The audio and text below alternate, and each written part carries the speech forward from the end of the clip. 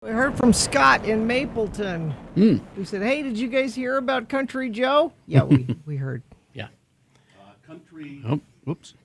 Country Joe McDonald, singer with the psychedelic band. It says here, Country Joe and the Fish has died at the age of 84.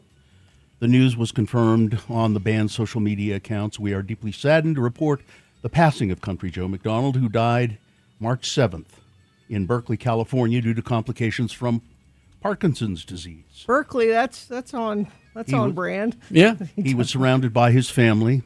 McDonald was best known for writing the anti-Vietnam War anthem, I Feel Like I'm Fixin' to Die, Rag, that you just heard, a song that went on to become one of the defining statements of the counterculture movement in the late 1960s. He formed Country Joe and the Fish with guitarist Barry the Fish Melton in 1965, and they quickly became one of the most influential groups in San Francisco.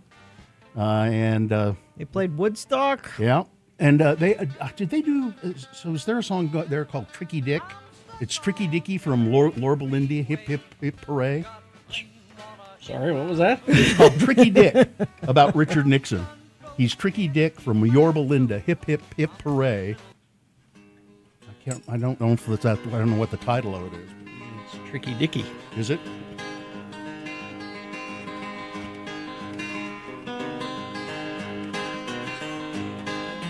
Late last night I was watching the tube and I saw the most incredible thing. They built a new mechanical man, looked just like a human being. I started to become terrified, good God, it was making me sick. Then I began to realize there was no one but Tricky Dick. It was Tricky Dicky from Yorba Linda, hip hip hip hooray. It was Tricky Dicky from Yorba Linda, hip hip hip hooray. That's about it. Yeah. Country Joe. Now, it's interesting, it's kind of coincidental. I also got this email about 3 days ago. Hey, guys, I still listen to you even though I've moved to Louisiana. My current wife doesn't really approve. She thinks the boners are stupid.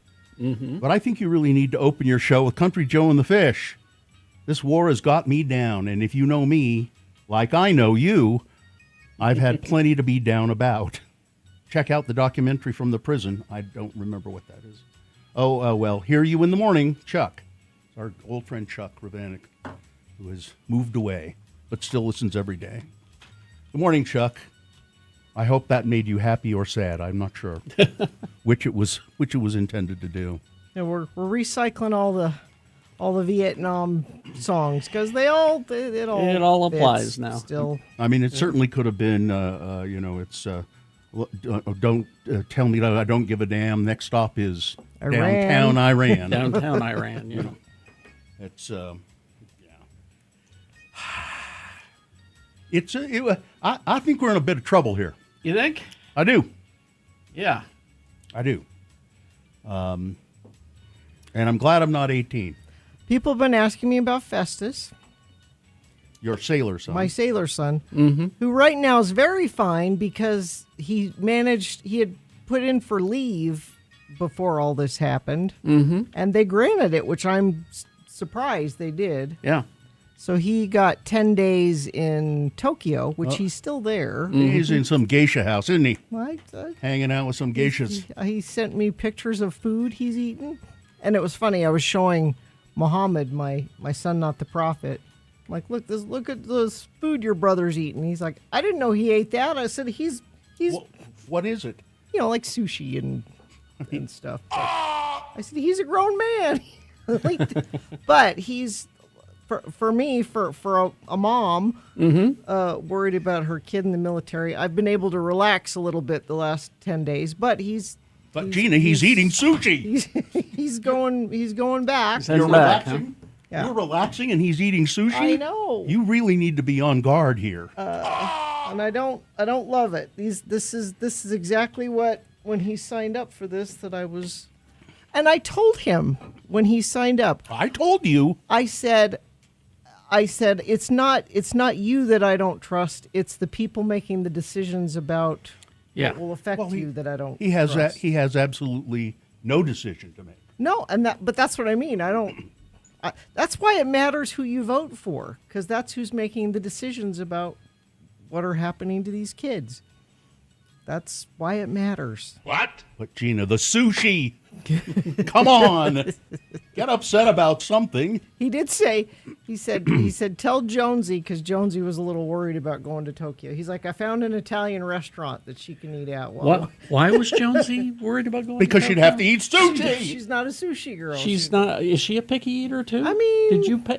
Yes. I thought Joe got that taken care of. She's better than I ever was, but because we're gonna go meet him there in June, maybe, depending on what Yeah. I was gonna say. Who Wait, knows? I mean, so But he gets more leave? he gets a month a year, so he has more time. I mean, Americans are not really well liked around the world right now. Even in Japan, Even I in kind of think Japan. Japan Well, might be okay. I mean, they'll be polite, But it's getting there. It's you know. getting there. Yeah. So when do we have leave? Do we get get? it. I need leave. We don't get it. I need some You can leave. schedule some leave. I really need some leave. Why don't you leave? Okay. See ya. All right. Well, that's good enough. This has been Farting Around with Carrie, Bill, and Gina on X96, Radio from Hell. Okay, then, it's time for check-ins if you'd like to do that.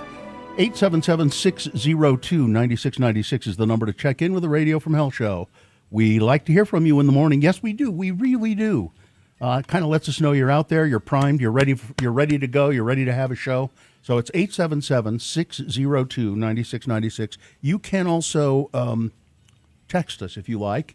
That number is 33986. Listen up, Radio from Hell.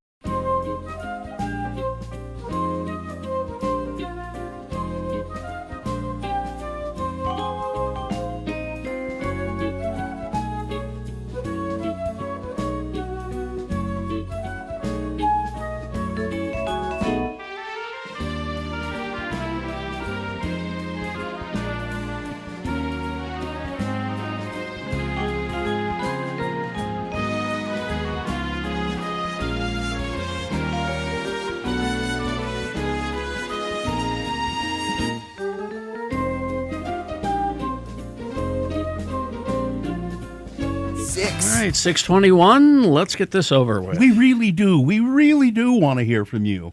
877-602-9696. That's the number. Check in with us. Give us a call just right now. Just say hi. Maybe you have a comment to make, or maybe you had something fun happen to you over the weekend. That'd be nice. 877-602-9696. You can also, of course, text us at 33986. The moon is 67.6% of full. It's a waning gibbous moon. The moon will set today at, 10:29 a.m., today being Monday. It's the 9th day of March in the year of our Lord Jesus Christ, 2026. It's National Barbie Day. Oh. In 1959, she made her debut at the American International Toy Fair in New York City. Designed by Ruth Handler, Barbie was created to allow girls to imagine what their lives could be like in the future when they grow up. Because Barbie had all kinds of occupations, you'll recall. Mm-hmm. And she was designed to be a positive image for young girls. She was smart. She Yep. had jobs. Yep. She It's Amerigo Vespucci Day. I am at a loss as to know why we are not called the United States of Amerigo. I mean, it should be we should be the United States of Amerigo. Yeah. Or the United States of Vespucci, for that matter. But it's America for some reason. I don't know. He was a map maker. Yeah, Who and he said, I want to name this. Yeah, he traveled all. Columbus had come to the New World, but not to the continent, not to the North American continent. But Vespucci did, and he traveled all up and down the coast and mapped things. And it's National Crab Meat Day. Oh. And I have no truck with this. It's National Meatball Day. I have no truck with that. And it's National Get Over It Day. Why don't you get over meatballs, Bill? That's what I learned. People everywhere are encouraged to self-reflect and move on from whatever it is that's weighing on them and get over it. And this is an all-new edition of the show for people who feel like hell in the morning. There ain't no time to wonder why. Don't ask us why. It's Radio from Hell, starring the Lords of Morning Radio. It's Kerry Jackson right there. I'm Bill Allred. Hi. Nice to see you all. Hi. There's Gina Barberi right over there. Katie for short is our fine producer. Dawson in there, yeah? Is that Dawson? Hi, Dawson. And there's the dog, Vax, taking a snooze, well-deserved nap from, making it from the car to the building. He has to rest up. Mm-hmm. And is Hudson here somewhere? Yep. All right. So we're all Get those set. meatballs away from me. It's cloudy with a chance of meatballs. All right, let's see. Amanda checking in. How many people listen in their shower? Oh, that's a good question. Happy Monday. Egg from Ogden. Well, speaking of egg, I started Night of the Seven Kingdoms with Oh, Dunkin' Egg. Oh, Dunkin' Egg. yeah. It's good. I like it. That's what I hear. Do you know what, Carrie? You'll be proud of me. Also started Andor. Finally. You did? Finally. Season 1? Because we have a farm show and a city show. Oh, So Andor is the city show, and Dunkin' Egg There you is go. the farm show. when are you going to start watching the new Battlestar Galactica? Give me a minute. Okay. What I watched finally, The Bone Temple. Oh, It's good, isn't Oh, it? my God, it's good. yeah. It's really, and it just sort of didn't do well at the box office. Oh, it did fine. It's kind of, Bus driver Troy checking in. Let's see. Zane of Dallas checking in. Guess where my wife is? I don't. Zane, Dallas? I don't know how you do that. Yeah, Zane. I hope the place that you're moving to in Layton is near a hospital. Mill Creek Coffee. Who's doing sports? Amy? Amy, I believe it's Amy Donaldson. Yeah. Good morning, Tasha of North Ogden. Just learned over the weekend that Sister Christian was motoring, not motor red. Yeah. I could never figure out what that meant. I still don't know, even with motoring. Sleepless in Sandy. Checking in. My son's in the Marines stationed in Japan, Jello Saladani says. Johnny B checking in. The coffee in the hospital is not good. Not a surprise considering the hospital's name. Anyone want to run me some good Mill Creek coffee up the hill? Oh, sorry, Sorry. Johnny B. Richard, who's not a dick, checking in. I think you can safely say, I told you so. Yeah. Carrie's been saying that for. Actually, what I've been saying is, tried to warn you. You called me overreactionary. Yeah. Calvin from the Dell checking in. What time is it now? Yeah, I know. It's 6:25. Ordinarily, I don't complain about daylight savings saving time.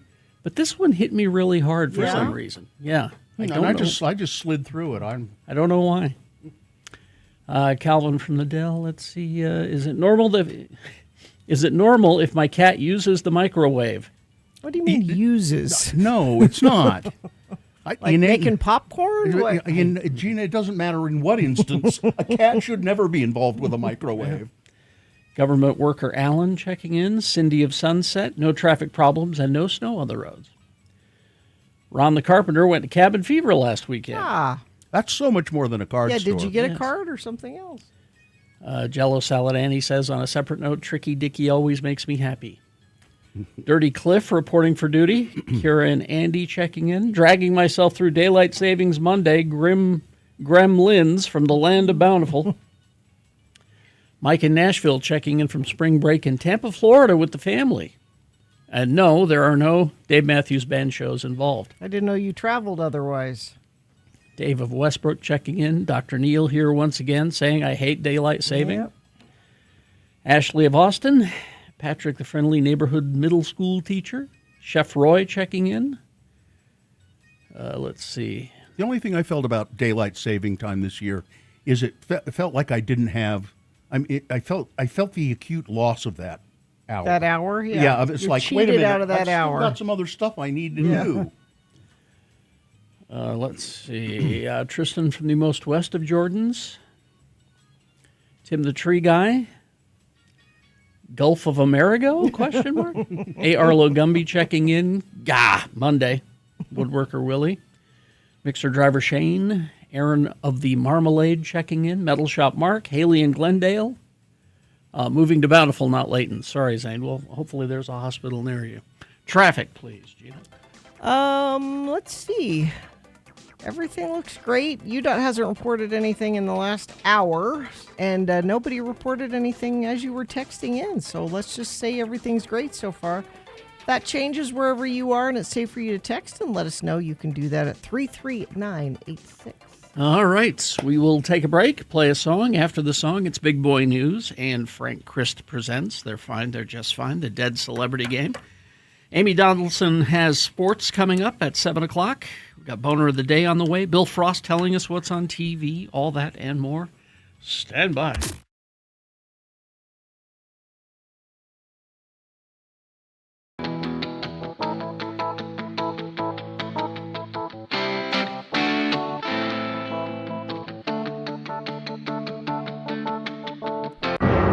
Tonight on the Channel 2 News at 10, it's Rod Decker, Undercover. What goes on behind the counter of your favorite burger joint? Are you getting more than you bargained for when you order it to go? Should we pay fast food workers more? And just what's in those deep-fried chicken pieces everybody orders?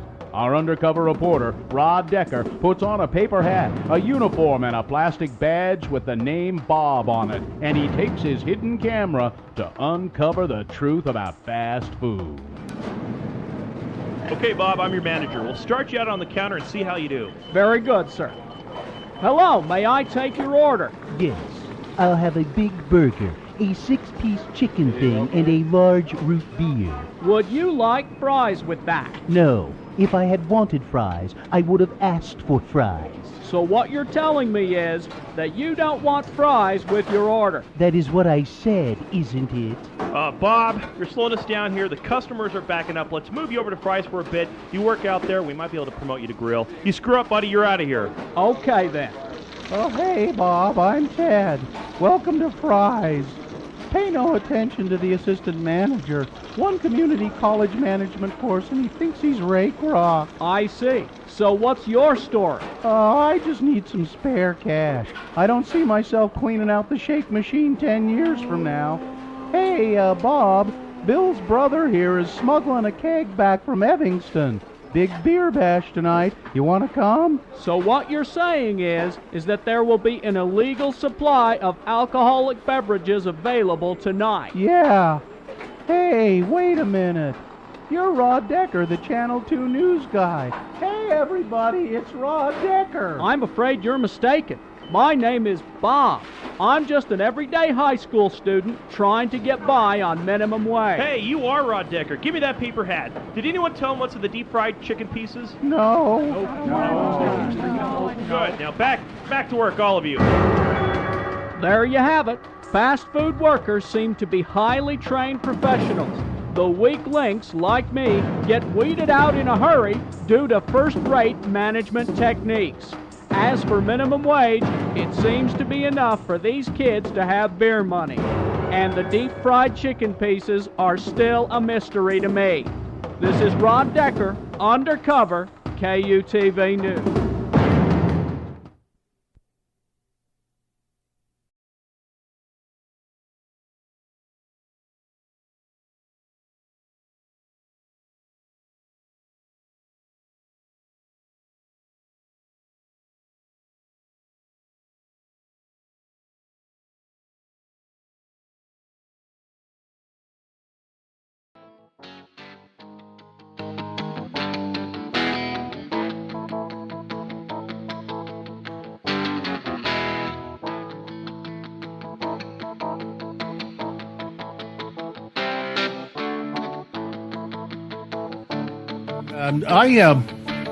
I was well. This is a list essentially, Carrie.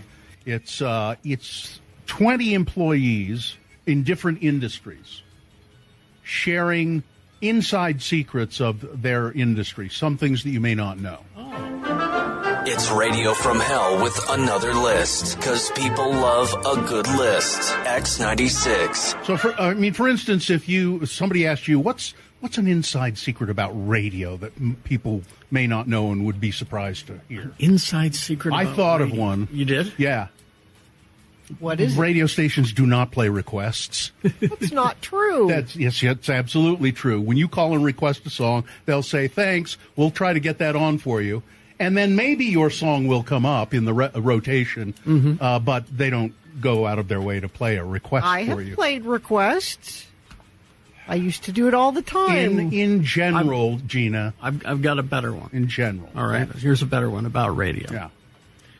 90% of the time, the person that you're hearing is not actually in the studio live. Yeah. That's pre-recorded. But not now. We're here now. We're here now because I just made a mistake. Well, wait, unless you're Hold up a newspaper. unless you're hearing this later than right now, yeah. and then it is recorded. So here But are some people in various industries revealing secrets. Some of them you'll go, oh yeah, I kind of knew that. Okay. So here's somebody who worked at a call center. If you call a call center of any kind and the Yes. person you're talking to puts you on hold with no hold music, that they can hear everything you're saying. So if you're saying things like bad about them. I worked in I can't believe this idiot. I worked in an insurance call center when I was really young. I had so many people accidentally confess to insurance fraud that way. You believe these jerks? No, here's somebody who worked in a law office. Attorneys can really only remember the details about 20 to 40 cases at a time. So if you call your attorney after about a month or two, depending on the firm and how busy they are, they likely have completely forgot you and what happened to you. And they're working off a set of notes to pretend that they have any clue as to who you are, especially if you've only interacted with them on the phone. There's a good reason celebrities always look great whenever they, the clothes they wear. Because they're not like you or I? Well, it's because the clothing, every bit of clothing they wear usually is tailored for them. Shoppers, we just buy stuff off the rack, but even T-shirts, they have their T-shirts tailored. If you're wondering what's taking me so long to process your loan application, said a guy who works in the mortgage business, it's because I forgot about it. That's why. Oh, that's what's taking me so long. The automotive industry. Okay. Never buy the first year of any new model car. Really? Yeah, now I've heard that before too. Yeah. Because they're working out the bugs. Yeah, there might be bugs in it. Let's see. The urine pregnancy test that you take at the doctor's office. Yes. It's exactly the same test that you can buy at the Dollar Tree. Oh, okay. How about, let's see. Somebody just said that this is a good topic for an X poll. We should save it for. This is good. In the United States, movie theaters spend more money on the bags for popcorn than on the popcorn itself. That makes sense. The bags cost more than the popcorn. Let's see. There's a couple of other good ones here. That's not a good one. In real estate, open houses are primarily to get more leads and clients for the agents hosting the open house, not to get your house sold. So, it's for nosy neighbors to come look at your house. That's what it's for. This person says, all I can say is wash the tops of your canned goods before opening them. For the love of God, do it. Said this person. I used to crack open a soda and drink it right out of the can. I don't anymore. Yeah, you shouldn't. And you know what you also you shouldn't do, and I do all the time, is if you have an orange or a lemon or like you're going to cut up a lemon, you should wash the outside of it because off. Because once you put the knife through it, it pushes whatever was on the outside down through. And I forget to do it all the time. This is gross. I worked in a shipping warehouse for a popular lingerie chain. Okay. I processed returns. We were trained to use tape to extract pubic hairs from the underwear that was sent back and then repack it as new. Repackaging new underwear. I quit after 2 months. It was not for me. So there's underwear that had been tried on and then returned to the company. No returning underwear. Well, they do. Yeah. They do. That's not a good one. I'm trying to see if this is when you shop at Walmart, you'll sometimes hear the announcement saying security cameras to zone 6 or some other number. Mm-hmm. You'll just hear this announcement. What they're doing is they just play those randomly in the hopes that someone who might be stealing will get paranoid, thinking that they're being watched, and will decide not to shoplift. So it's just to make potential shoplifters paranoid. So go ahead and shoplift? Yeah, go ahead. It's fine. They probably won't catch you. Let's see. I think that's all of them. Yeah. Yeah, there you go. Is that good? Oh, there's the tourism industry. One more. Look up when peak season is for the destination you're looking at going. So there are usually cheaper rates at the beginning of the season and the end of the season. Okay.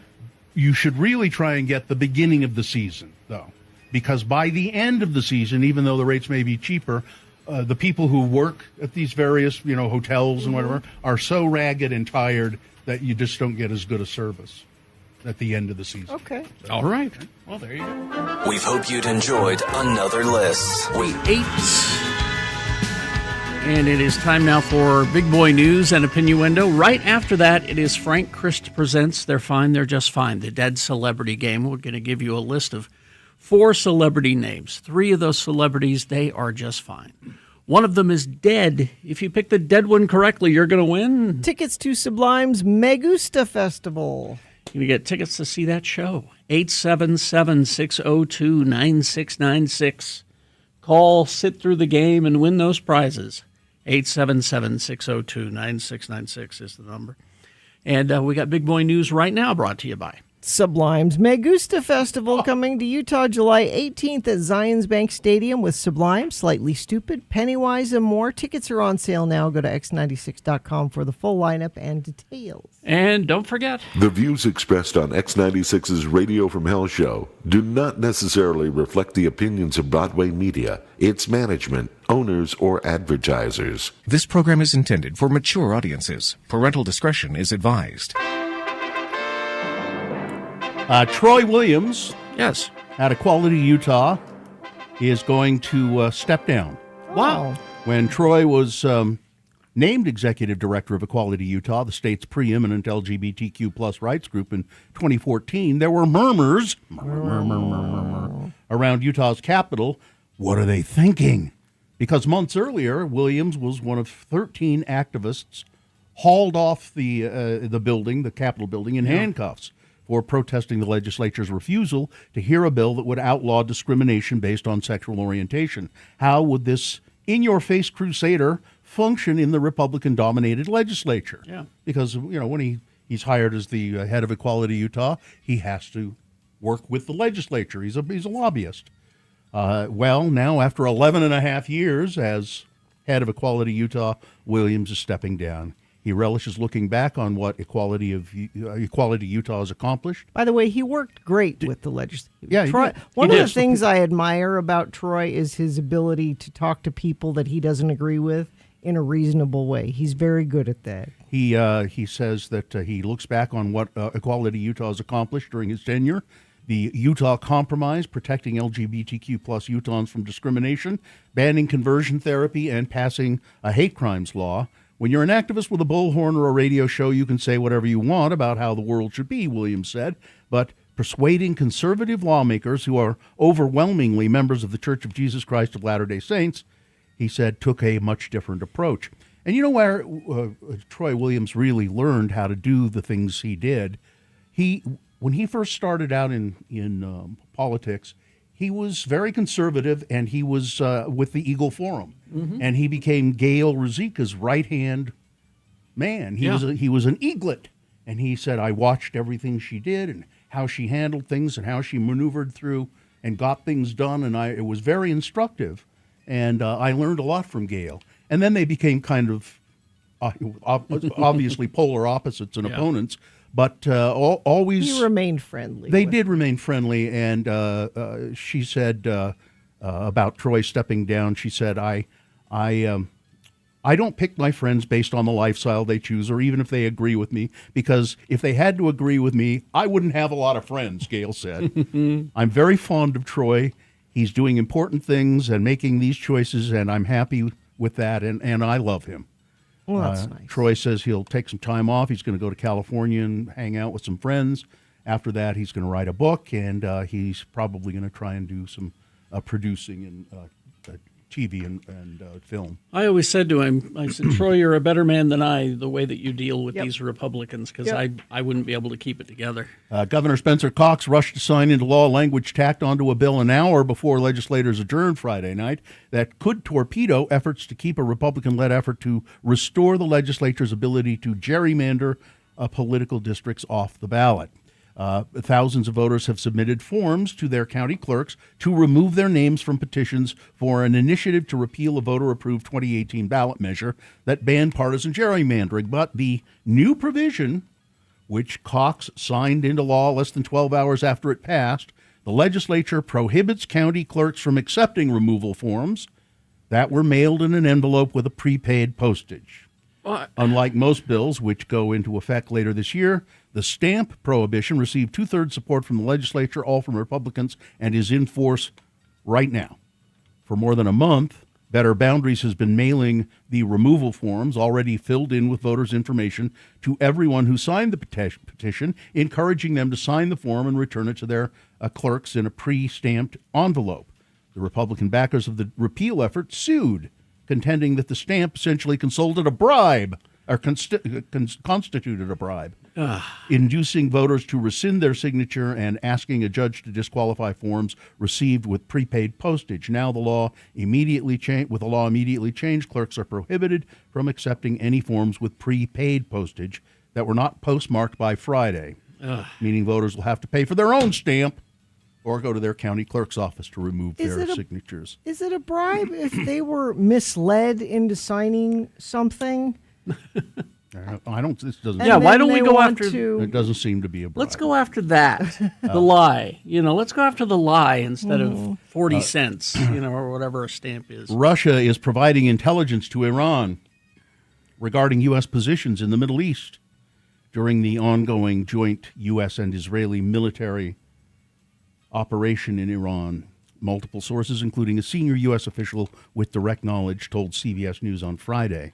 The Kremlin's sharing of information about U.S. assets is the first known indication that Russia, it says here, a major adversary of the United States. Is it now? Yeah, apparently, is indirectly aiding Iran. The intelligence aid from Russia was first reported by the Washington Post. The White House did not directly comment on Russia's involvement, telling CBS News that the Iranian regime is being absolutely crushed. That's what they say. Iran has named a new leader. He is the hardline son of the old leader, Ali H.W. Khamenei. No, Trump's going to pick the new leader. That's what he said. He's going to pick the new. Well, the son of Ali H.W. See, I thought that was a pretty good joke. Ali H.W. Khamenei. Ali Herbert Walker Khamenei. His son now is the president. You said it too fast. Yeah, it went right by us. What? Yeah. Let's see. Utah House Leader Casey Snyder has introduced a bill to block the homeless shelter campus. Oh, they didn't fund it. They didn't fund it. Back to the Russians. So on one hand, they're helping Iran with intelligence. On the other hand, we are getting rid of some of the tariffs on oil from Russia because we need to get the price of oil down. So that's a win-win for Russia. Okay.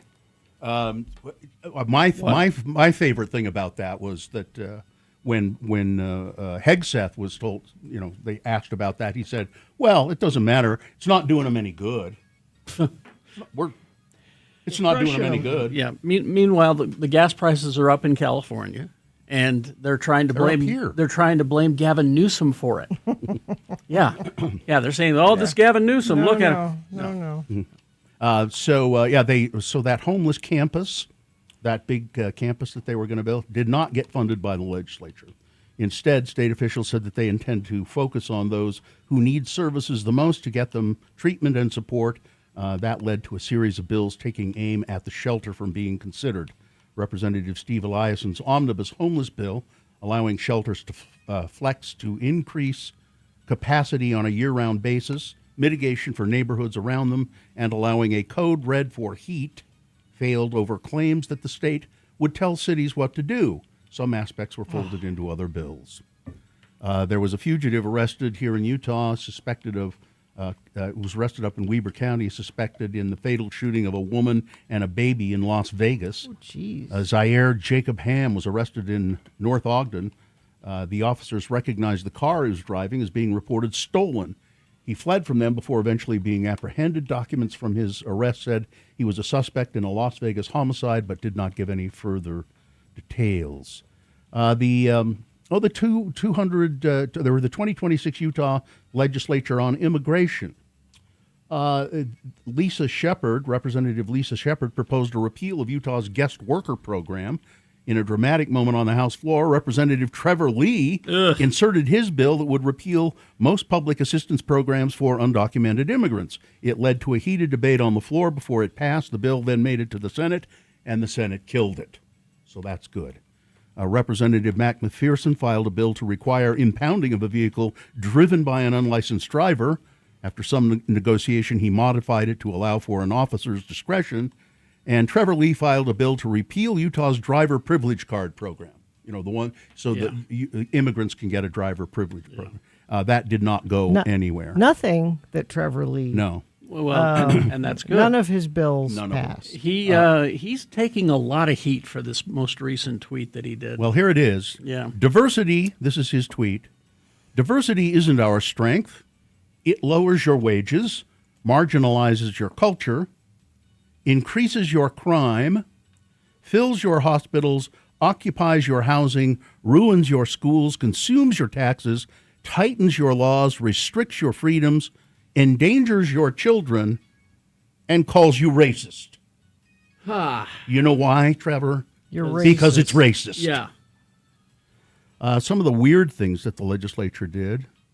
A bill that would not use the word Palestine in official state communications and documents, I didn't hear about that and one. only refer to as the area as Judea and Samaria. What? That was introduced by Representative Carrie Ann Lisenby. She's the worst. I'm Didn't sorry. go anywhere. She's the worst. She's crazy. I mean, Trevor Lee's the worst. She's She's right up there. Doug Owens introduced a bill to prohibit bans on the sale of Instagram-worthy cut flowers. What is that? I have no idea. Slow down. Oh, Say it's that. people sell. So it's people selling flowers. I get. Maybe it's Dave. Maybe he's going after Dave. It says Representative Doug Owens introduced a bill to prohibit bans on the sale of those Instagram-worthy cut flowers, but allowed cities to require a business license. I don't understand. Why is it? Don't know. Don't know. Why was that necessary? Don't know. I don't think not. it was. It isn't. Let's see what else is weird here. October will be recognized as Pregnancy and Infant Loss Month under a bill passed by the legislature. What? A resolution to support rugby in Utah was introduced, but it didn't go anywhere. Support rugby? Yeah, support rugby. We have rugby. No, it's gone. Oh, is it gone? Yeah. Already? Yeah. Lawmakers passed a resolution commemorating the 250th anniversary of the Declaration of Independence. Okay. Okay, that's fine. Senator Kevin Stratton's bill to create a Good Friday holiday failed in the Senate, but it was resurrected and made. Oh, jeez. I don't think they intended that as a joke either. No, they didn't. Wow. It was resurrected and made it to the House where it passed with bipartisan support. They were trying for that. They were also trying to make Election Day a holiday, which I don't know why you'd be against. What is your reasoning for voting against that? Don't know. Can't say. I just love that, though. You can't use the word. You wanted to introduce a bill. You can't use the word Palestine in official state communications. I don't understand. I don't know. That's the news. All right. Weather, traffic, because Sports with Amy Donaldson is coming up. Yeah, close to 70 today. 67 for a high and sunny. Everything's fine. Yeah. Oh! Don't even. We're not even talking about winter. Maybe showing it's spring. Yeah, it's spring. It will be a little cooler tomorrow. 58 with increasing clouds. 57 Wednesday. We're back up around 70 by the weekend. It looks like. Traffic. Let me refresh this and see if anything new has happened. People reporting that they're listening in the shower. You can report that to Haley and Glendale's listening in the shower. Yeah, you can send us that or traffic. We appreciate it when you do. Yeah, nobody sent anything in traffic-wise. Everything looks great. Send us whatever you're seeing, though, at 33986. Check out the 2026 International Sportsman's Expo, March 12th through the 15th at the Mountain America Expo Center in Sandy. Hundreds of exhibitors, experiences for fishing, hunting, boating, off-roading, RVing, and more. Text EXPO to 33986 to win tickets. Oh, my. It's Frank Christ. Oh, hello, everyone. Hi, Frank. Are you all right? Oh, it never ends. Tiring weekend, wasn't it? Had to go get Country Joe. I know. Frank is here. He is the Grim Reaper, and he reaps the souls of precious celebrities. And that makes him very sad because he loves them. I love our precious celebrities. Well, they're precious. Everybody wants to be just like them. Oh, we all do, don't we? Yes, absolutely. Don't argue with him about it. And Frank, he doesn't kill the celebrities. No. Oh, my, no. They would, if you could have your way, a celebrity would live forever. They would live forever. But no, they all have to die at some point. And Frank's job when a celebrity dies is to go, as a Grim Reaper should, go and collect the essence of that celebrity. Frank puts the celebrity essence into the sidecar of the scooter he has, and off you go to the distribution center, right? Yes, that's correct. And then from there, the celebrity is sorted out somewhere. More than likely going to hell. If Frank joins us to play the game we call Frank Chris Presents. They're fine. They're just fine. He gives me a list of 4 actors, and 3 of the actors on the list are in fact... they're just fine. Yeah, but one of them. Oh. One of them Frank had to take, and if the contestant can discern which one of these celebrities is food for worms, they win a prize. And who is the contestant? Joseph is here. Joseph, how are you? I'm fine. I'm just fine. That's happy to know, Joseph. I'm happy to know that. Joseph, if you can identify the dead celebrity, here's what you will win. Gina. Tickets to Sublime's Megusta Festival coming to Utah July 18th at Zions Bank Stadium with Sublime, Slightly Stupid, Pennywise, and more. All right, Joseph, are you ready to play the game? Yes, I am. All right, here we go. Because it's Get Over It Day, Frank has given me a list of actors in movies about people who are trying to get over it. Number 1, Diane Wiest. She won 2 Academy Awards for Best Supporting Actress for Hannah and Her Sisters and for Bullets Over Broadway. Other movies are Footloose, The Purple Rose of Cairo, Radio Days, The Lost Boys, Edward Scissorhands, and The Birdcage, and a lot more. Her Get Over It movie, her rebound movie, Rabbit Hole. A young couple tries to overcome the accidental death of their young son. Number 1, Diane Wiest. Number 2 is Tom Savini, a makeup artist, director, and sometime actor. Savini did special effects for Dawn of the Dead, Day of the Dead, Creepshow, Monkey Shines.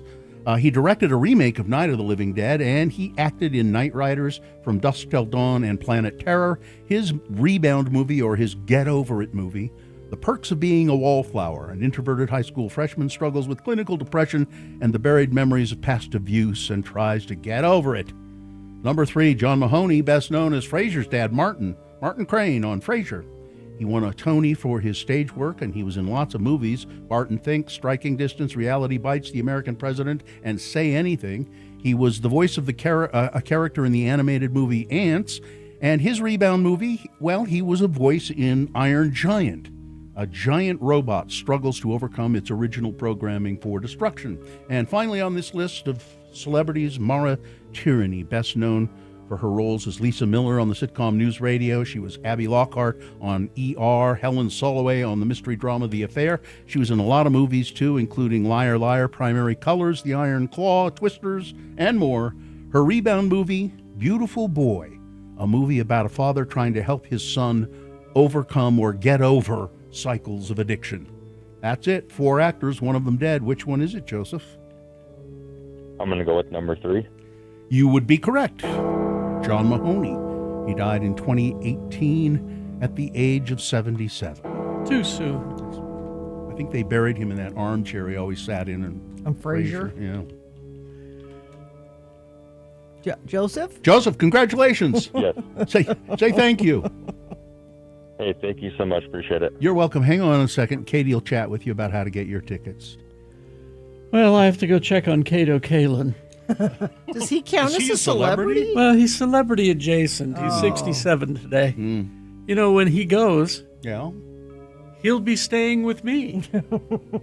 In your guest house? In my apartment. I know. That's part of the curse. Goodbye, everybody. Goodbye. Goodbye. Crash southbound I-215 west 7th and north in Salt Lake, left shoulder affected, and that is the only accident that UDOT's reporting, and it is also the only accident that you are reporting. Nobody sent anything in, so let's see if we can keep it that way. If that changes, you can let us know what's happening wherever you are at 33986. All right, KXRK Provo. We're going to take a break, about 3 minutes, and we'll be back with sports with Amy Donaldson. Stand by for that. RandLife.com/X96. You know, it occurs to me I may have mentioned that Rand Life is a local mortgage company that I myself have had a business with. And they did a great job. They made things clear, and I don't understand finance very well, but they make sure that you do understand it. They know how to dumb it down, even for people like me. Rand Life, so if you're thinking of buying a home, maybe it's your first home, or maybe you're going to buy another home, a second home, maybe a vacation home or a rental property, or perhaps you're looking to refinance, Rand Life is where you want to go. Rand Life Home Loans makes the process simple, personal, they're local, they know the market, and they actually take time to walk you through all of your options. So get a plan that works for you and get into the home you want, or get the equity out of your mortgage if you want to do that. Visit randlife.com/X96 for personalized home loan solutions and see why so many homeowners are trusting Rand Life. This.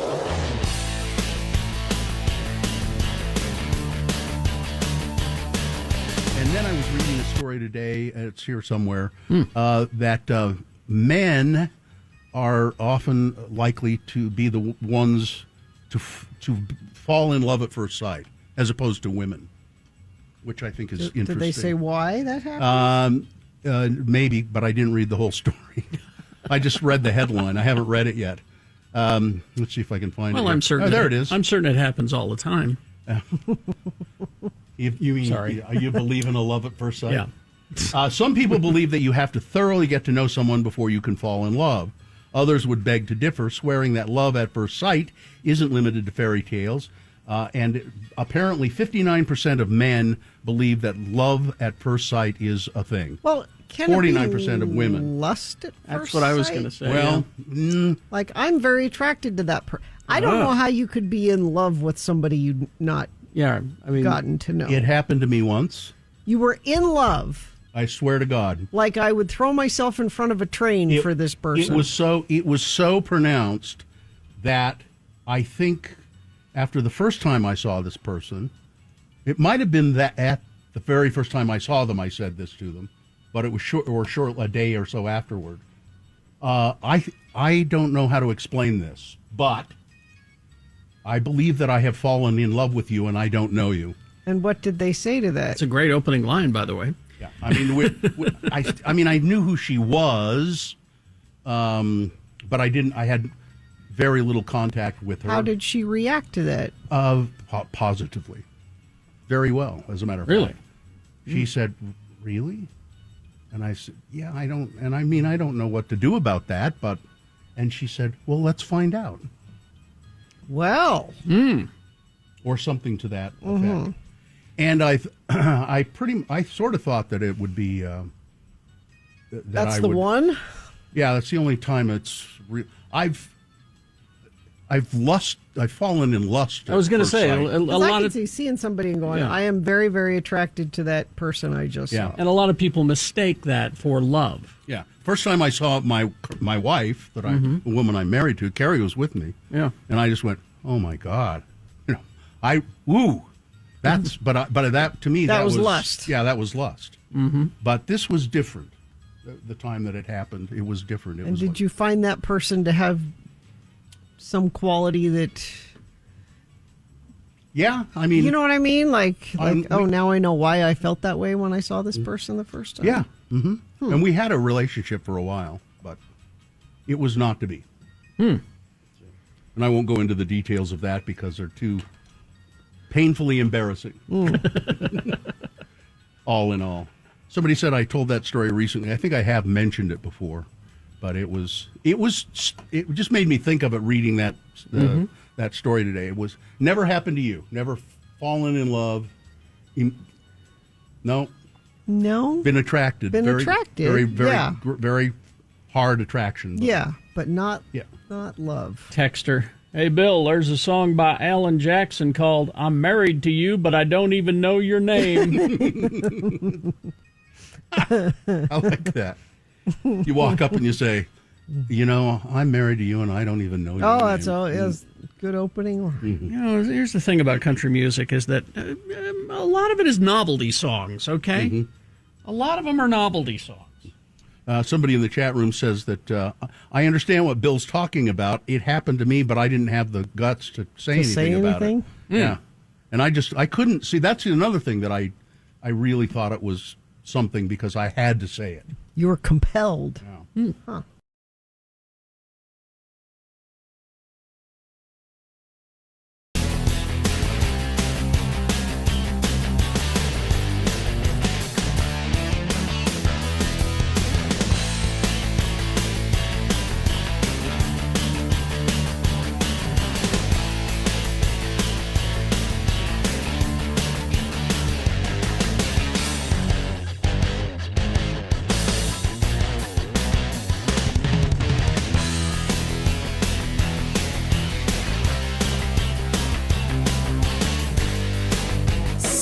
Like Svetlana did from Cottonwood. Svetlana. Yes. From Cottonwood. She's a hockey fan.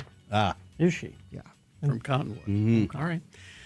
Sports with Amy Donaldson brought to you by Hockey Fans. Hockey Fans. Okay. Amy Donaldson Sports. Break. And here she is, Amy Donaldson. Amy is she's a sports reporter. She's a podcaster. You can find her podcast wherever fine podcasts are sold. What's the new one called? Coach's Book Club. It's on KSL Sports YouTube page, and then you can all the regular platforms. Is it released like once a week or today? Today is episode number 2. Okay.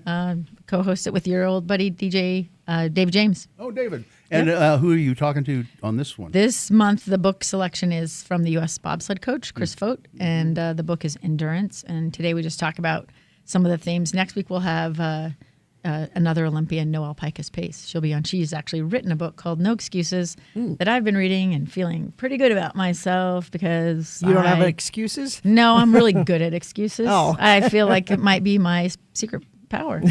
Coming up with a good excuse. 100%. Yeah. Excellent. So, So what's happening in sports? In sports, we got so BYU ends the regular season, made my parents in Alaska extremely happy with a stunning upset of number 10 Texas Tech, 82-76. I believe it was also senior night. It was a fun People game. were very excited. Yeah, it was a fun game to watch. Next up for them and all Big 12 teams is the Big 12 tournament. They will be, I think they're seeded, they're a 10 seed going into the tournament, and they play 15 seeded Kansas State. Kansas State has a 3-15 record, so they should win that game. Their issue has been losing Richie Saunders. That didn't seem to bother them against Texas Tech. So that game is Tuesday at 5 p.m. If they win, they'll face the number 7 seeded West Virginia on Wednesday in the second round game, and the winner of that game heads to play the number 2 seeded Houston. It's mad Marchness, everybody. It is. And Tuesday's game, incidentally, features 2 of the top 4 scorers in the country. AJ DeBonsa, he's a BYU player, averaging 24.7 points per game. Wow. And K-State's PJ Haggerty, 23.3 points per game. So is AJ really thinking about staying another year or not? I think you get to this point in this season, and I will say there's a ton of sentiment that I felt it. Like, it was always this, like, it's transition, right? Mm-hmm. So like when you get close to graduating high school or you get close to some change in your life, you sort of get nostalgic and you're with your buddies. Maybe I'll stay another year. And so I would say this. I think he's sincere in what he said. I think it depends on what BYU does in the tournament. If they do terrible in this tournament, I think they're a lock to go to the NCAA tournament.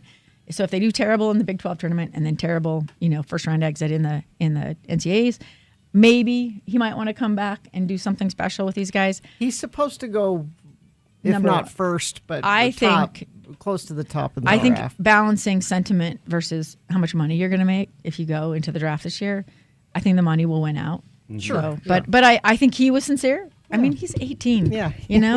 He's having the time of his life. And I think he's done a ton of charity stuff down there. And he's really lived the college player's dream. And I don't blame him for wanting to stay another year. Yeah. I wish he would, but I think he'll probably go for the money. And especially if they do very well in the Big 12 or the NCAA tournament, if they win a game or two, I think he's gone. So there you go. That's Amy's prediction. Let's see. Utah State. They win the Mountain West Conference title 94-90 with the win over New Mexico on Saturday. If you're looking for something fun to watch, I would definitely watch the post-game stuff. That was really fun. Next up for them, they're a number 1 seed, so they do not play until Thursday's quarterfinal in the Mountain West tournament, which is in Vegas. Utah men end the season on 5-game losing skid. In their finale, they lost to Baylor 101-75. Next up for them, the 16-seeded University of Utah Utes will take on number 9 Cincinnati tomorrow at 1 p.m. And good luck. Watch that game if you like them, because probably be the last time they play this season. But miracles happen. It is March Madness, right? Mm-hmm. Weber State, they lost to Portland State 84-60 in their season finale. Their conference tournament starts today. They're a 6th seed, and they take on number 3 seeded Eastern Washington at 8 p.m. tonight. And good luck trying to find where that game will be streamed. Let's see. It will be somewhere, I'm sure. Somewhere. Everything is streamed somewhere, but can you find it? That's the question, especially, if you're like me and you're looking in the regular places. BYU women had a nice Big 12 tournament run. They beat Houston and then Utah before losing to the number 1 seeded TCU. But then TCU got upset by West Virginia. West Virginia wins the Big 12 title yesterday. And next Sunday is Selection Sunday for all of the teams. So you'll have all the men's, and some of the women's are finishing up, but all the men's conference tournaments this weekend. And then on Sunday, all your relatives and friends are going to be bugging you to fill out a bracket, because Selection Sunday, the men's bracket will be revealed at 6 p.m. Eastern Time and women at 8 p.m. Eastern Time. And you can play both brackets now, so on all the platforms. All right. Even you don't have to know anything. My mom does it by mascots, and there are worse ways to decide. I think she's had BYU winning the national championship for like 3 years. So good luck. It's only humiliating if you finish lower than her. But so Utah Gymnastics closes out at actually they have one more their home season, so they close out their home meets with a win. They are ranked number 12th in the country. They beat number 24 BYU and West Virginia. I think their score was like their second highest score of the season. They do the seeding based on their sort of cumulative or an average of the scores, so that does help them. BYU travels across country to face number 14 Clemson on Friday, and Utah will face their longtime rival in amazing gymnastics team this year, number 5 UCLA in Los Angeles next Saturday. The Utah Jazz, shocking that they lost to the Milwaukee Bucks. Why is that shocking? Because they never lose. 113-99, and they have. The Bucks are amazing. They host the Warriors tonight. So be careful coming downtown. Mammoth beat the Columbus Blue Jackets 5-4. And RSL beat Atlanta United 3-2 on Saturday. They're hosting Austin in their home opener for the season Saturday at 7:30, March 14th. So the soccer season goes from now until what, Christmas or something like that? Pretty November. much. Yeah. I mean, they've had December, early December. It's a long time. Basically, everything is year round now. Right? There's no off season. So I don't know. There's always money to be made, Bill. Yeah. You can you can have a special tournament. You can have sure. I don't know. It's a very difficult thing to think about rest or balancing your life. Who cares if you dilute the sport? Make money. It's all about the money. And then the Paralympics started. The opening ceremonies were on Friday. One of my favorite athletes, Oksana Masters, she has won 20th medal, gold medal. Wow. She's a biathlete, cross-country skier. I saw her up at Soldier Hollow. She's does both summer and winter games. Really? She's amazing. Read about her. I mean, and someone said she had a concussion and an infection in her leg, where she wears her prosthetic, coming into the Olympic or the Paralympics. So she just is amazing. And what's her name? Oksana Masters. And if you get the chance to watch her, we have a local used to train here, Brenna Huckabee as well. She's two-time gold medalist. I've met her. Yeah. So they eliminated her category. She's amputated, I believe, below the knee, and so she had to fight in court to get into another category. So it's much more competitive for her, but she's a one to watch as well. She does snowboard cross. I mean, she's really nice too. Super nice person. And again. Make sure, I think NBC is doing a decent job, but you have to look a little harder for the stories. But every bit is inspiring. The sled hockey team, it's going to be between USA and Canada. It will be super cool if they also get the gold medal. That would be rad. What do you know about the glass basketball LED floor? Oh, I wanted to find out about that too. I just heard something about it over the weekend. So the Big 12 uses they project. Is it projecting if it's coming up from the bottom? Pictures and animation. So it has the does it have the court markers and stuff? Yeah. There was one projection that didn't have a half court line, which was a problem because there are penalties for over and back and getting across the court in 10 seconds. So they were like that. This is not. There was like an emblem in the middle. They were kind of trying to eyeball it and. So they did have to fix that projection. They couldn't. And they're saying that some of the players are complaining that it's a little slippery because it's not wood. I can see that. It's other glass kind of surface. So I don't know. There's stuff. Again, it's another way to make money. Yeah, throw those ads there. Ads on them. Patch. Pretty soon you can have a tattoo on your forehead. Yep. Exactly. All right, Amy Donaldson. You can follow her AD on Sports. And you can look for her new podcast, which is called again what? Coach's Book Club. And please listen. And you can hear me on CityCast today if you want to listen to the CityCast podcast, talking about the Corey Richins style and our obsession with true crime in general. That's actually what we're discussing. All right. Thank you. AD on Sports. All right. Traffic, Gina, please. About 20 minutes ago, they reported UDOT reported crash southbound I-215 West 7th North. That's the only thing that they have sent in. Whatever you're seeing, you can text us 33986. All right, here are the boner candidates you're going to be voting for coming up.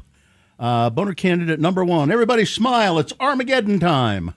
Boner candidate number 2. Now, when Fox News says it was an honest mistake, you know that it was neither honest nor a mistake. Exactly. And boner candidate number 3, getting busy in the porta potty. All right, short break. We have a song, and then big boy news and opinioendo and boner of the day coming up. Stand by. Radio from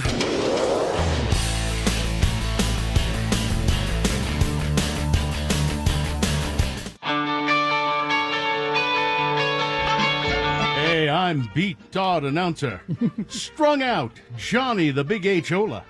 And if you're suffering from coughs, bronchitis, whooping cough, pneumonia, or asthma, Yes. I have just the thing for you, Hep Cats and Cool Kitties. Okay. From the Martin H. Smith Company, this is an absolutely stable and uniform product that has gained worldwide distinction through its dependable therapeutic effects. It's glycoheroin. Oh, my. The adult dose of glycoheroin is 1 teaspoonful repeated every 2 hours or at longer intervals according to the requirements of the individual case. I don't know about For that. children of 10 or more years, Smith Glycol is a very reputable company, Mr. Jackson. For children of 10 or more years, from 1/4 to 1/2 teaspoonful. For children of 3 or more years, from 5 to 10 drops. To find out more about glycoheroin and to receive free samples and literature right now, the Martin H. Smith Company, New York, USA. And hey, Daddy-O, tell him Johnny-O sent ya. Wow. And now, here's a man who's always said, never look a gift horse in the mouth because damn horse breath really stinks. It does. Your host, Kerry Jackson. Thank you, Johnny Ola, professional game show announcer. That's a real product, by the way. I'm sure it was. Discontinued at this point. All right. So, let's see. The randomizer has picked a contestant. You'll be going up against Jamie today. Hello, Jamie. Hey, how are you guys? There you are. Jamie. Okay. Jamie, we're going to toss a coin to see who goes first. It will give you an advantage. You call it heads or tails. Let's go tails. All right. That's it. It is tails. Ooh, a real coin. A real coin. That means that, there you go. That means that Jamie will go first, gives him an advantage in the game, and you will win the prize if you beat Todd. You get the first question. That means you can answer it exclusively. It's multiple choice pop culture trivia. If you get it right, you get the point. If not, I'll allow Todd to answer your question, stealing your point away. We'll go back and forth until one of you gets 3 points. All right? And these are Blink-182 tickets you're playing for, and I need them. That's seriously. Yes, it's getting more difficult for guys like me to get free tickets to stuff. So exactly. I'm in this for real. And I get friends who ask all the time, Yeah. so I could use them too. So, all right, Jamie, here we go. First question. Let's do this. We have some leftover Frasier trivia. We'll get to here. We got 3 of those. I'm gonna lose. Jamie. The 100th episode of Frasier is the only episode to be filmed not in the studio, but out on the streets of what city? Is it 1, Seattle, Washington? Is it 2, Portland, Oregon? Is it 3, Cheesequake, New Jersey? Or 4, Ham Lake, Minnesota? I have never seen Frasier, but I believe it's Seattle. Seattle is correct. That is correct. It's a point for you, Jamie. Now we go to Todd. Oh, dear God. Frasier's radio station that he works at, KACL 780 AM, is named after what? Is it 1, Always Carefully Listening, 2, the 3 executive producers, David Angle, Peter Casey, and David Lee, 3, A Classy Lunch, or 4, All Cool Listening? Knowing how bad radio is, I'm going to go with All Cool Listening. I've never watched Frasier. I don't know anything about it. Oh, no. Terribly sorry. Jamie, your chance. Jamie? Go with number 1. Always Carefully Listening? No. It's the 3 executive producers, Angle, Casey, and Lee. That's correct. ACL. All right, it's 1-0 for Jamie. Jamie controls the question. Jamie, the character Gilbert Gil Chesterton on the show was named in honor of series producer Christopher Lloyd's what? Gil Chesterton. Was it 1, the nickname for his penis, Gilbert Grape? Can we be fined for that? 2, the creature from the Black Lagoon, who was known as the Gill Man. 3, Gilbert Gil Gunderson, Old Gil from The Simpsons. Or 4, his journalism teacher at Beverly Hills High School. The only thing I know about Frasier is the connection to The Simpsons, but I'm not going to go with that. I'm going to go with number 4. That's a good choice. What's that? His journalism teacher from Beverly Hills High School. That was a tough question. That's what I would have guessed. This is exciting. 2 guys that have never watched Frasier competing for. It's 2 to, but Jamie's making informed choices. I suck. It's 2-0 for Jamie. Todd, your chance to maybe get back in the game. Todd, I'll let you choose the topic. Okay. Twin Peaks trivia, 24 trivia, the movie Unbreakable trivia, or Stanley Kubrick trivia. Stanley Kubrick. All right. I have at least a slight chance here, maybe. All right, Stanley Kubrick. Kubrick bought which celebrity's childhood home? He bought a celebrity's childhood home. Okay. Is it 1, Pookie Quensnell, 2, Grimsby Boggy Bogner, 3, Malcolm McDowell, or 4, Simon Cowell? Oh, my God, I don't know. Malcolm McDowell. You'd think that. No, Jamie. What were the options again? Pookie Quensnell, Grimsby Bogner, or Boggy, Malcolm McDowell, or Simon Cowell. We know Malcolm McDowell is incorrect.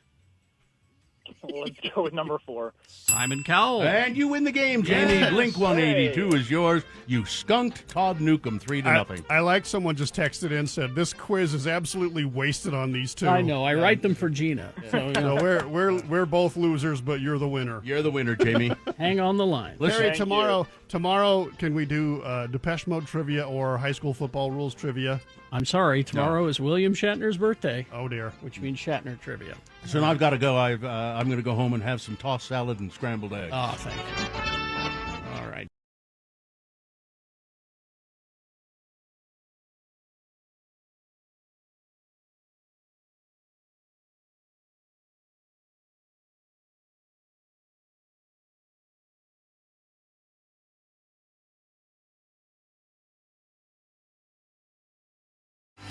All right, 7:22 right now. Time for Boner of the Day. 3 news stories. These will be examples of bad, stupid, or funny human behavior, and you will decide with your vote. Of these 3 candidates, which one is the worst? Which one deserves to be Boner of the Day for today, March 9, 2026? We'll give you 2 candidates now, a third after the news. Once you've heard all 3, you'll vote. One of you lucky random Boner voters will receive a can't buy it, gotta win it Radio from Hell Boner t-shirt. Here's Boner candidate number 1. Smile. It's Armageddon time. The Military Religious Freedom Foundation reports receiving more than 100 complaints from U.S. service members alleging that some commanders have framed current military operations in Iran in terms of a Christian end times prophecy, namely God's plan for Armageddon and the imminent return of Jesus. Landon Schnabel, associate professor of sociology at Cornell University, who studies religion and social changes, says that the use of such apocalyptic language by commanders reflects a climate shaped from the top down. Schnabel says tens of millions of American evangelicals hold some vision of dispensational premillennialism, the belief that conflict in the Middle East will trigger Christ's return. This is a well-documented strand of American religion, not a fringe view. Individuals have a right to their beliefs, but there's a difference between believing this in your heart or hearing it at church, a church that you choose to attend, versus hearing it from your commanding officer at a combat readiness briefing. Exactly. Over 110 service members across every branch and more than 30 installations have reported commanders framing the Iran war as fulfillment of biblical prophecy. That pattern is consistent with what we've seen at the top of the Defense Department, prayer services at the Pentagon that Pete Hegseth initiated, affiliation with pastors who advocate Christian theocracy, a Bible study that preaches divine obligation to support Israel. End times theology didn't infiltrate the military, it was invited in. Religious freedom is a bedrock, American value. It protects the individual's right to believe and practice, but not the institution's right to tell individuals what to believe. Exactly. Religious freedom guarantees every service member the right to their own beliefs. It does not give a commander the right to frame a war as God's plan in an official briefing. No. The Constitution and the Uniform Code of Military Justice exist precisely to draw that line, to ensure the most powerful military in the world serves a broad republic, not a singular theology. Boner candidate number 1, smile. It's Armageddon time. Here's Boner candidate number 2. You know, when Fox News says it was an honest mistake, you know it was neither honest nor a mistake. Mm-hmm. The story is, I have to click over here. The story is Donald Trump was at Dover Air Force Base for the dignified transfer of the United States, the 6 United States service members killed in Kuwait. It's right in the title, dignified. It's right there. And there are some folks who felt that the president did not handle himself in a very dignified manner. As others bowed their head, Trump did not do so. Also, he wore a white USA baseball cap that he didn't take off during the ceremony. Trump just wore a campaign hat to a dignified transfer for fallen U.S. soldiers that were killed during his Iranian blunder. One person wrote on Twitter, these are the same people who spent the weekend attacking Biden, or who spent a week attacking Biden for briefly glancing at his watch. Yeah. So the Boner candidate is Fox News apologized. No. They are. Oh, are you getting to what they actually did show? Yes. Oh, okay. Yes. Okay, good. What do you think I'm... Fox News apologized for airing old video of a hatless Donald Trump during coverage Sunday of his attendance at the dignified transfer ceremony for U.S. soldiers killed in the Middle East.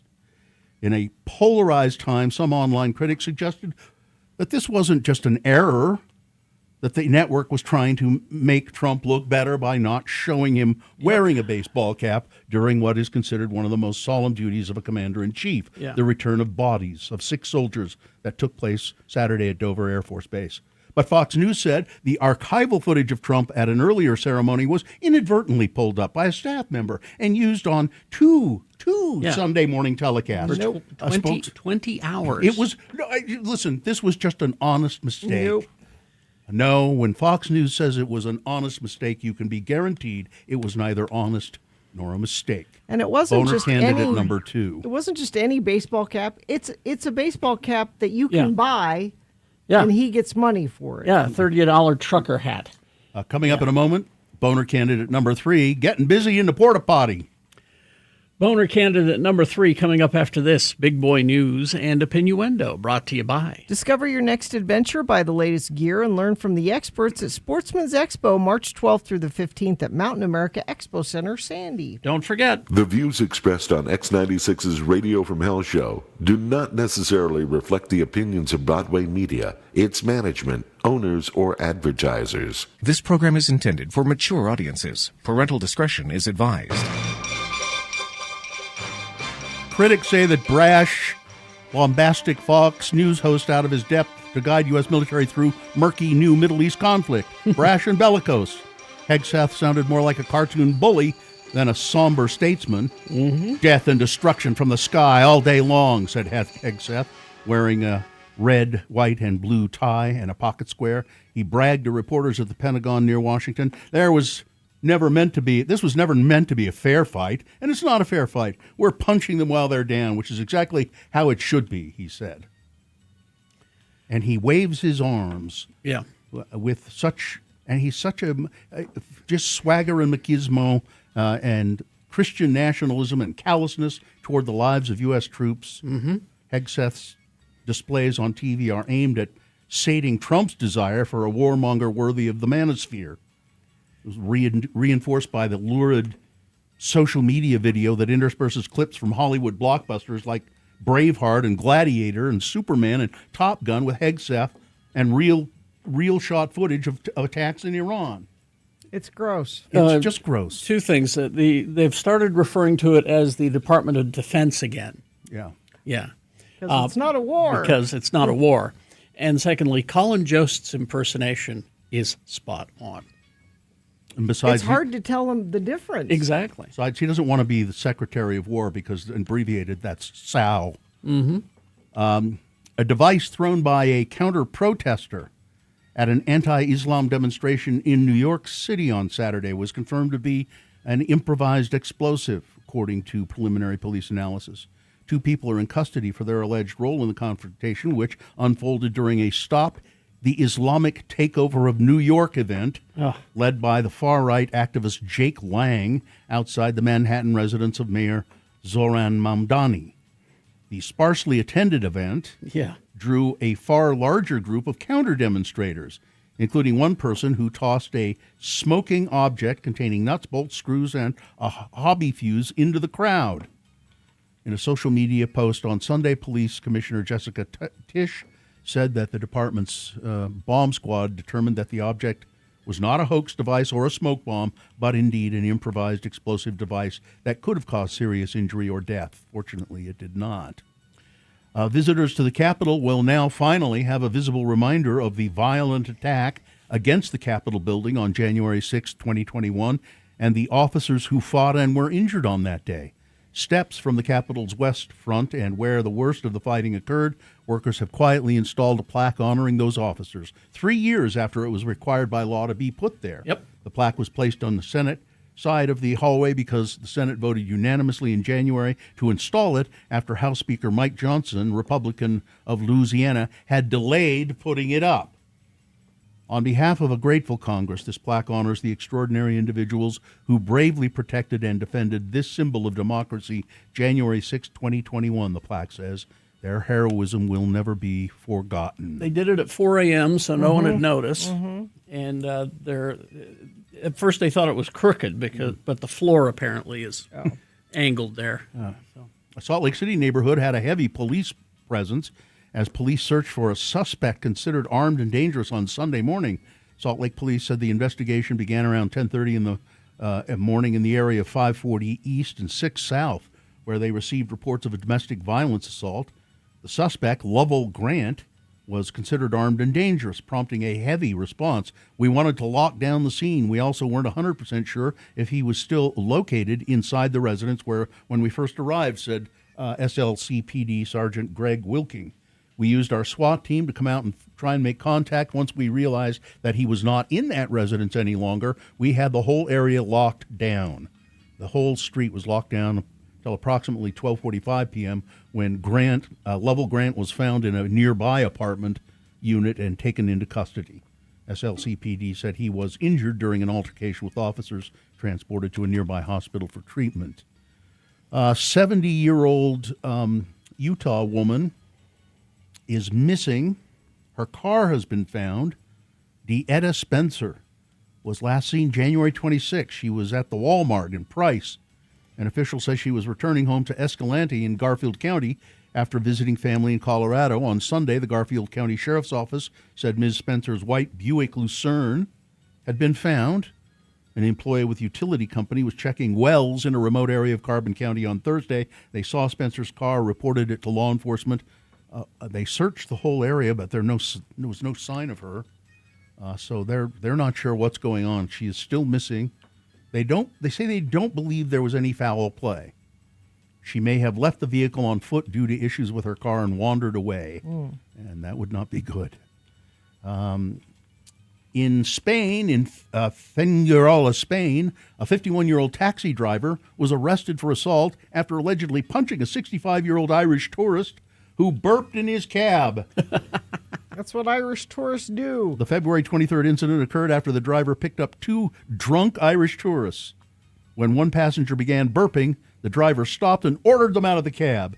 As the tourists exited, the driver allegedly punched one of them, causing him to fall and strike his head on the curb.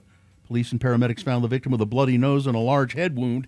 He was treated at the local hospital for severe face and head injuries. And then finally this tragedy. An actress which you would probably recognize if you saw her, Jennifer Runyon, an actress associated with 1980s film and television, most notably 1984's Ghostbusters and the sitcom Charles in Charge, has died at the age of 65. Her family confirmed the news in a Facebook tribute, writing that she died Friday night after a long and arduous journey was surrounded by loved ones. The family did not discuss an official cause of death in the message, but Separately, actor Aaron Murphy, described as a close friend, said that Runyon had died after a brief battle with cancer. She was on Gwendolyn Pierce on Charles in Charge, and she was also on Another World and did a lot of guest appearances, Quantum Leap, Murder, She Wrote, and things like that. All right, that's the news. Weather, traffic. It's 45 right now, going to be sunny and very warm today. 67 for a high today. Little cool front coming through overnight. We'll dip down into the 50s again, but don't worry, we'll be back up to 70 by Friday. Oh, thank goodness. I know you were worried. Traffic, let's see. Crash southbound Beck Street at southbound I-15 on-ramp. Right shoulder affected there. Northbound I-15 45th south, the exit ramp center lane is blocked. Crash southbound I-215 west 7th north in Salt Lake. And whatever you're seeing on the roads, you can let us know via text at 33986. Here's boner candidate number 3. Getting busy in the porta potty. River County, Florida. Hartley Sanchez faces felony escape charges after abandoning his work assignment at the Indian River County Sheriff's Office annual barbecue fundraiser for a bout of sex in a portable toilet. The Vero Beach man, jailed on theft and drug charges, was working as a server when surveillance cameras captured him walking about 50 yards to the porta toilets. Around 5:30 in the afternoon, Mr. Sanchez met with 2 women, one of whom then entered the porta potty before he joined her after checking if the coast was clear. When questioned, Mr. Sanchez spontaneously, openly, and freely said, "Oh, yeah, I had sex with that lady in the porta potty." Yeah. Investigators identified his companion as a former inmate released 2 months ago. Sanchez now faces up to 15 years for the second-degree felony escape charge. Boner candidate number 3. They're a couple, aren't they? Look at that. They're made for each other. Yeah, getting busy in the porta potty. Boner candidate number 3. All right, let's review the first 2 and vote. Boner candidate number 1, smile. It's Armageddon time. This is apparently there have been reports of over 100 active duty military service members across every branch of the military reporting that their commanders are framing the Iran war as fulfillment of biblical prophecy, that it's divine obligation and end times are here and you're going to be part of it. Boner candidate number 2, when Fox News says it was an honest mistake, you probably could figure out it was neither honest nor a mistake. Fox News apologizing for airing old video of a hatless Donald Trump during coverage of his attendance at the dignified transfer ceremony for U.S. soldiers killed in the Middle East, when in fact Donald Trump was wearing a white baseball cap that said USA on it, and he didn't bow his head, and he didn't look very reverential or dignified. It's boner candidate number 2. And boner candidate number 3, getting busy in the porta potty. All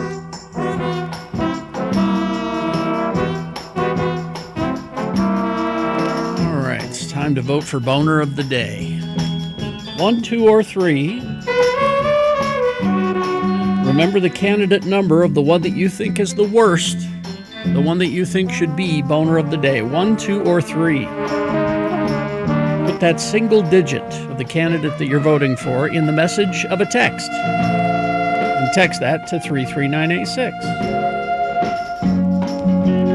Or you can call Katie in the producer's booth, 877-602-9696. She'll take your live voice vote. Or you can go online, x96.com, look for the box that says Boners, March 9, 2026, click and vote. If you don't see that box, refresh your browser. It'll appear. Click and vote. You've got 3 minutes to get your vote in, so let's go. This is Boner of the Day. Dan, our radio pup, finally has a sponsor. It's Zero Res, and this time of year brings a lot of dirt and things through your house, damaging your carpets. Vax says book your carpet cleaning appointment today. Not only do you get the 4th room free, but your animals will thank you with extra love. Go to ZeroRes.com today. Katie loves horror movies. We all kind of like horror movies. I don't know. I like them quite a bit. Gina, are you maybe yes, maybe no? Depends. But these are the horror movies you should watch for this Halloween. Oh. It's Radio from Hell with another list, because people love a good list. X96. October 5th, something called Mr. Harrigan's Phone will be released. This is is it Stephen King or Yeah. is it his kid? Yeah, it's Stephen King. Based on a Stephen King novella. Yeah. Donald Sutherland and J. Dean Martell from It. It's about a phone line gets buried in a grave. Yeah. Oh. And so you're starting getting phone calls from the grave. Yeah. On October 7th, Hellraiser. Yes. A reboot of the classic 1987 film. In this version, a young woman finds a cursed puzzle box and accidentally unleashes the sadistic, demon-like Cenobites upon the world. The film is attracting attention for the fact that it has not only recast the role of the main antagonist, Pinhead, who was played by a man, Doug Bradley, for years, but it has put a woman in his place. Might be interesting. October 14th, Halloween Ends. Yes. We talked about it. Carrie's talked about it. Carrie's You excited. can see that on Peacock. Yeah. There's a great picture here of Jamie Lee Curtis back-to-back with Michael Myers. And she, I guess, she says this will be the last time she plays Laurie Strode. October 19th and October 26th, The Good Nurse. I bet she's not a good nurse. A crime drama. I bet she's a bad nurse. It was like The Bad Lieutenant. I went to see that movie, and they were wrong. He was not a bad lieutenant. He was a really bad lieutenant. This is a crime drama, part of Netflix and Chill's October lineup. It follows nurse Amy, Jessica Chastain, investigating a series of mysterious patient deaths that begins soon after, and he looks guilty. Eddie Redmayne, playing another nurse, starts working there. He just looks weird. So, Pray for the Devil, Prey for the Devil, October 28th. And that's the last one on the list. That's about a young nun who was allowed to enter the Catholic Church's exorcism training program, which doesn't normally allow women. But, why not? You're mentioning newer ones, but this is a good time to remind people that Salt Lake Film Society has their Tower of Terror classic horror. Looks like this weekend you've got Mandy and Candyman, the 2021 Candyman. Oh, the recent one. Oh, it's a good one. So yeah, really you should go to Salt Lake Film Society and check out your favorite classic horror films on the big screen. All right.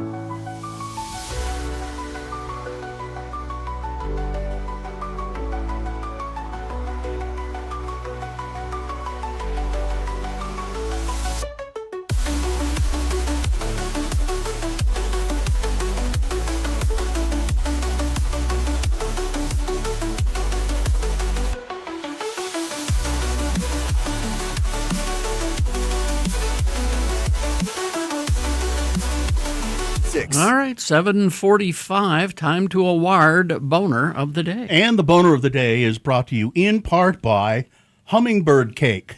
I'll tell you about it in a minute. There's a picture of it right there. I'll tell you about it.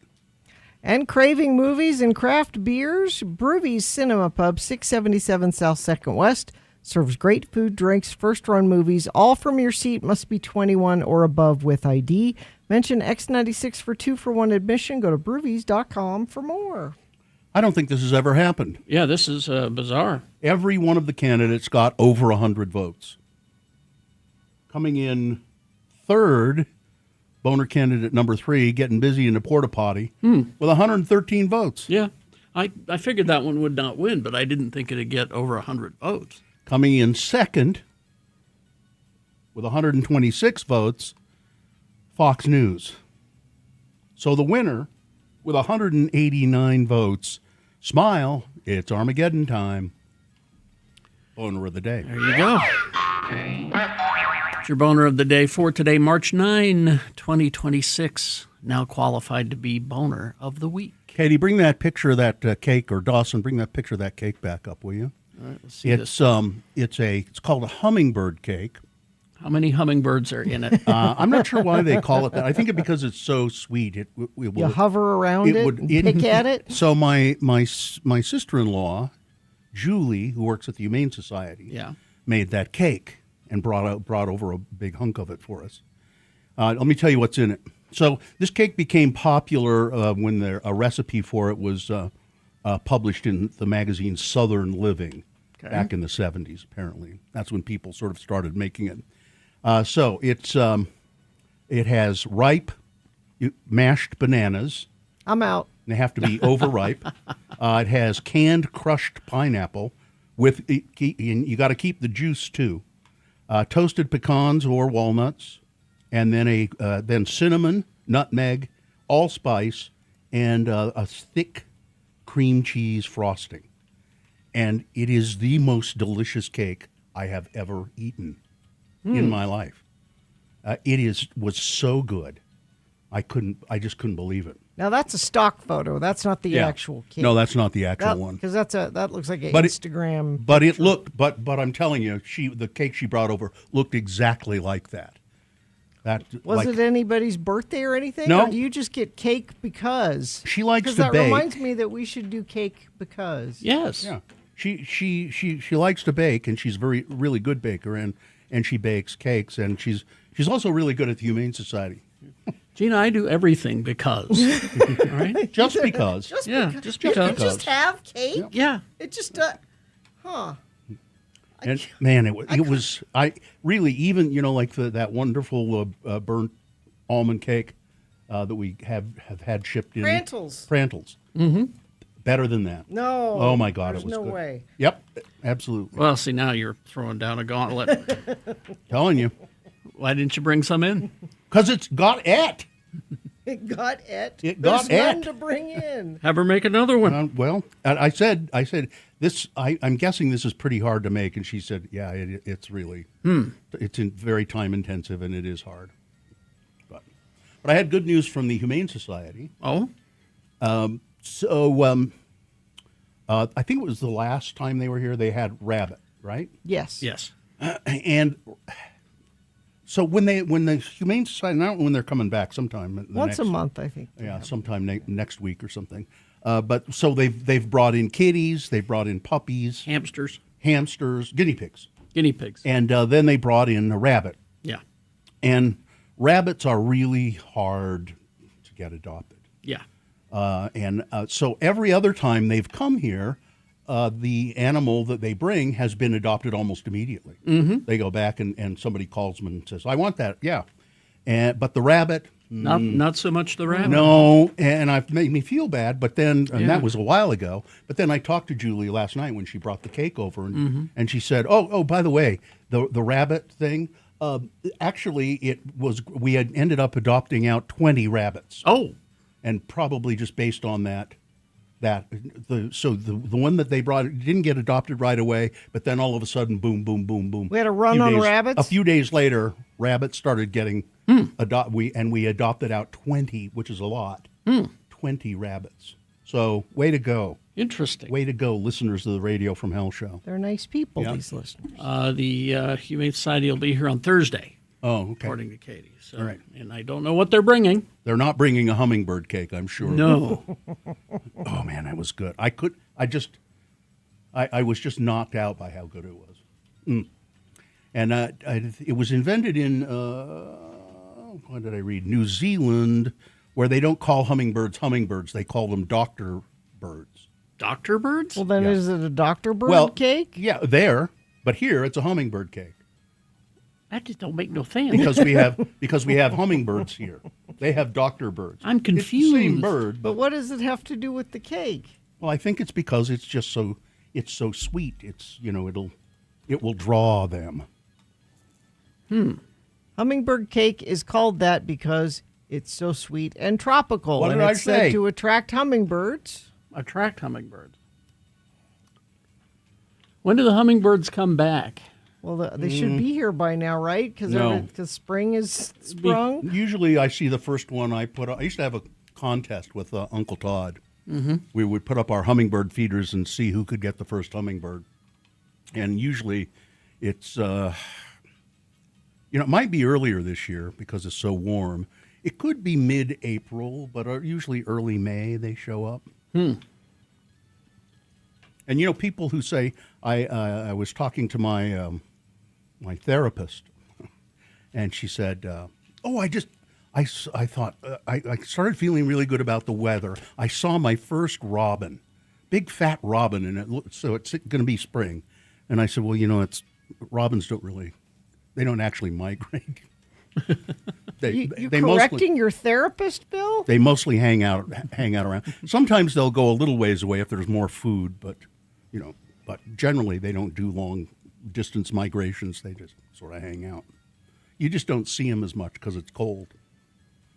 Someone says I saw a hummingbird this weekend. No. Maybe. Well, but where are they? See, again, where did when you you're see it? texting. Yeah, maybe you're in Florida. Yeah, give us some context. Well, I'll put up my feeder and see what happens. Are we going to get any more snow or just rain? I don't think so. No. You don't think so at all? Probably not. Well, now I've got a whole bunch of gas for my snowblower. What do I do with that? Oh, like you have a... Because both of our cars are electric. So you could sell it. It's probably going to be worth a lot of money. Yeah, carry that much. In Bartertown, you're going to be a popular guy. Hoard it. You're going to have to hoard that stuff. Yeah, you can't keep it like till next year. It'll go bad, It'll, right? Well, yeah. Yeah, it can. Yeah, it sort of does go bad if you. Yeah. I think you should. If get a little red wagon and go from door to door. Gas for sale. Gas for sale. I don't know what to do with it. You have a gas-powered snowblower? Snowblower, Oh. yeah. It's the big. It's huge. It's Yeah. a tank. It's got treads. I'm not kidding. Yeah. Well, you live up on Mount Dunes. Yeah, so you back need when it used to snow. Yeah.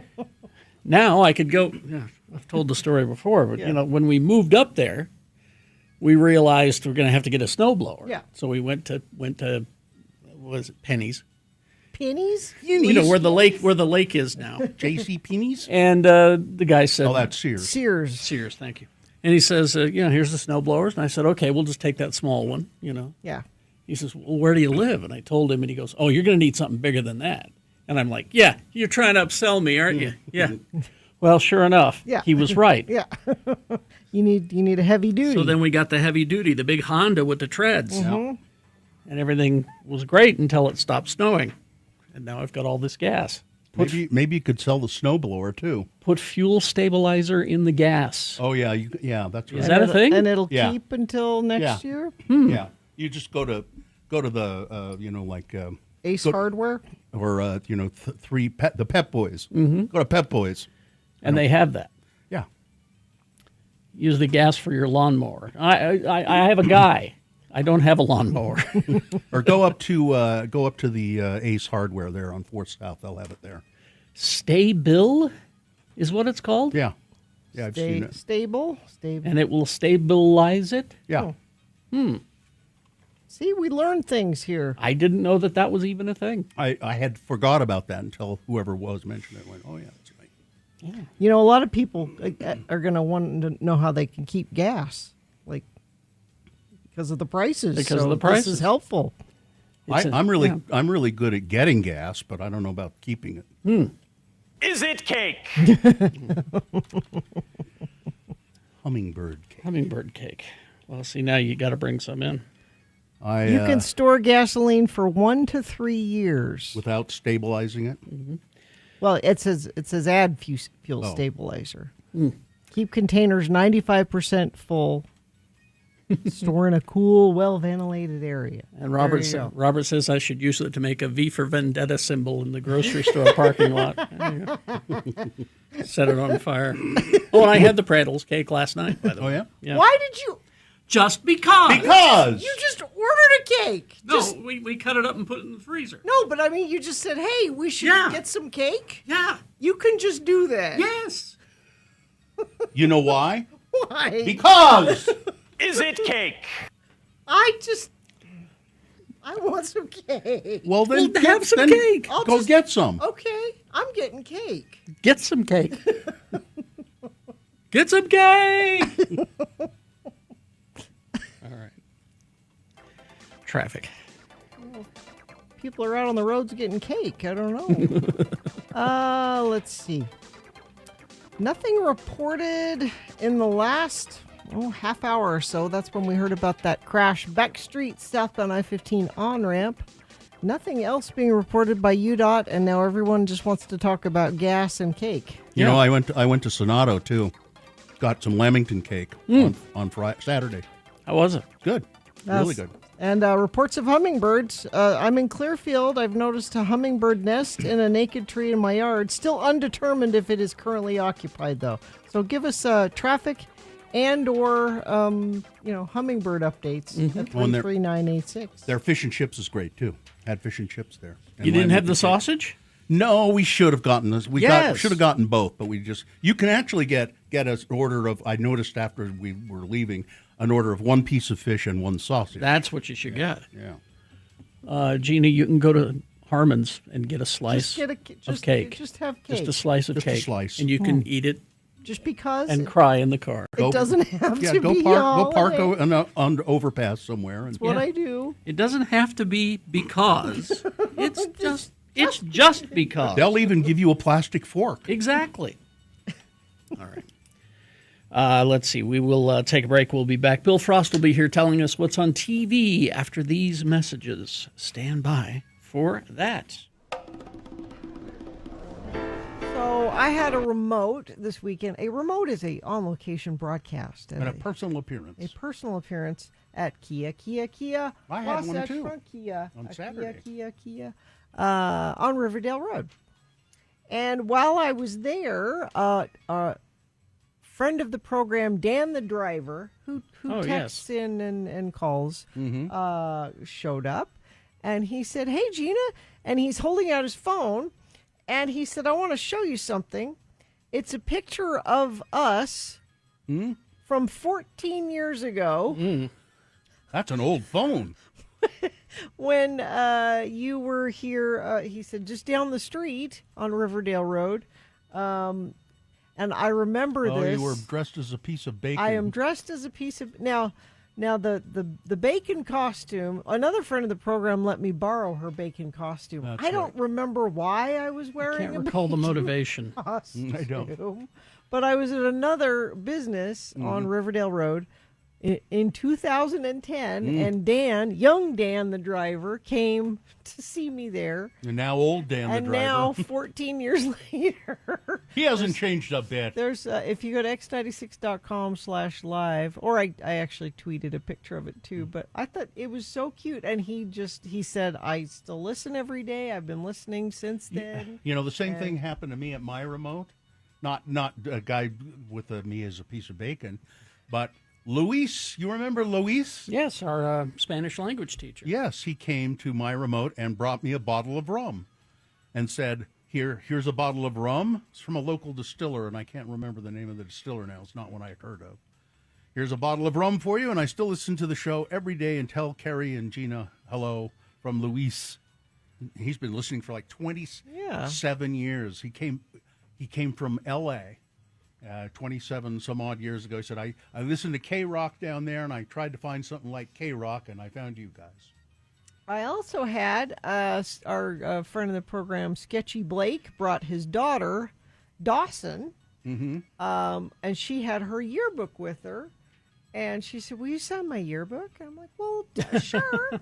And we have these new, if you go to x96.com/live, you can see we have these new tiny X96 stickers. They're like the size of your thumb, And I'm like, oh, perfect. I'll put one of those in your yearbook, and sure, I'll sign your yearbook. And I signed it for her. But it made me think that next year, it's probably too late this year, but maybe next year at graduation Why, do time. people throw away their yearbooks? Well, no, it's just kind of, we should have done it a week or two ago if we were going to do it. But we should have a yearbook signing, a radio from where we broadcast from Sure. somewhere, and everybody can bring their yearbooks and we can sign. I think it's a great idea. And also I had a long visit from that Don. Every visit from Don is a long visit. But he was very he stood by the table and promoted the show. Oh, well, that's nice. to everybody who He's came an on. ambassador. Yeah, he was being an ambassador. He was your hype man. Yeah, for the show. He was. Because a woman came up and said, "Well, what kind of music do you play, and what kind of show do you have in the morning?" And so Dawn took over. I call in all the time, he said. Oh, well. And I said, "Don't tell them that, Dawn. They won't want to listen. They won't want to listen." But a lot of people came, and I was a wind and rainstorm, and I was outside.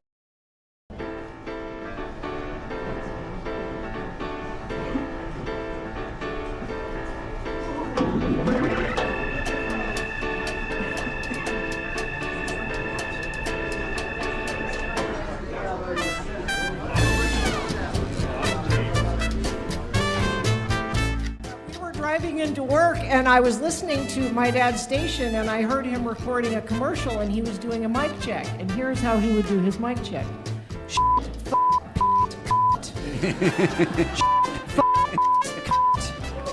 On the radio. All over the air. So in honor of my dad, that is my mic check here for not saying. Yeah. Like Shane did in Roy, who was wondering if there are too many shows in Roy. In Roy, there are too many shows. Yes. Maybe not if you're in Roy. Yeah, if you're in Roy, there's probably not enough shows. There can never be too many shows. Oh, okay. Well, let's begin. It's time for Bill Frost. Here he is. He's a writer. You can read his column. cityweekly.net is where that is. Bill is a podcaster. You'll find the TV Tan podcast released on a weekly basis, pretty much. Yeah, except for this week. I was busy last night on recording night. So Bill, that's the TV Tan podcast, and then Bill is a musician. He's in a band called Magna Vega. He just did the big tattoo convention show. Eh? Tattoo Expo, yeah. Yeah. BillFrost.tv is where you'll find anything related to all Bill that Frost. stuff, All yeah. of it, yeah. Yeah, tonight on Peacock, I don't know if we care about this show anymore because Top Chef is back, but it's Podma free. Yeah, the but girl, is it still worth it? Yeah, the girl they have replaced her with is really good. Okay. Kristen is her name, I think. Yeah, their chefs are competing from North and South Carolinas. It's the Carolinas season.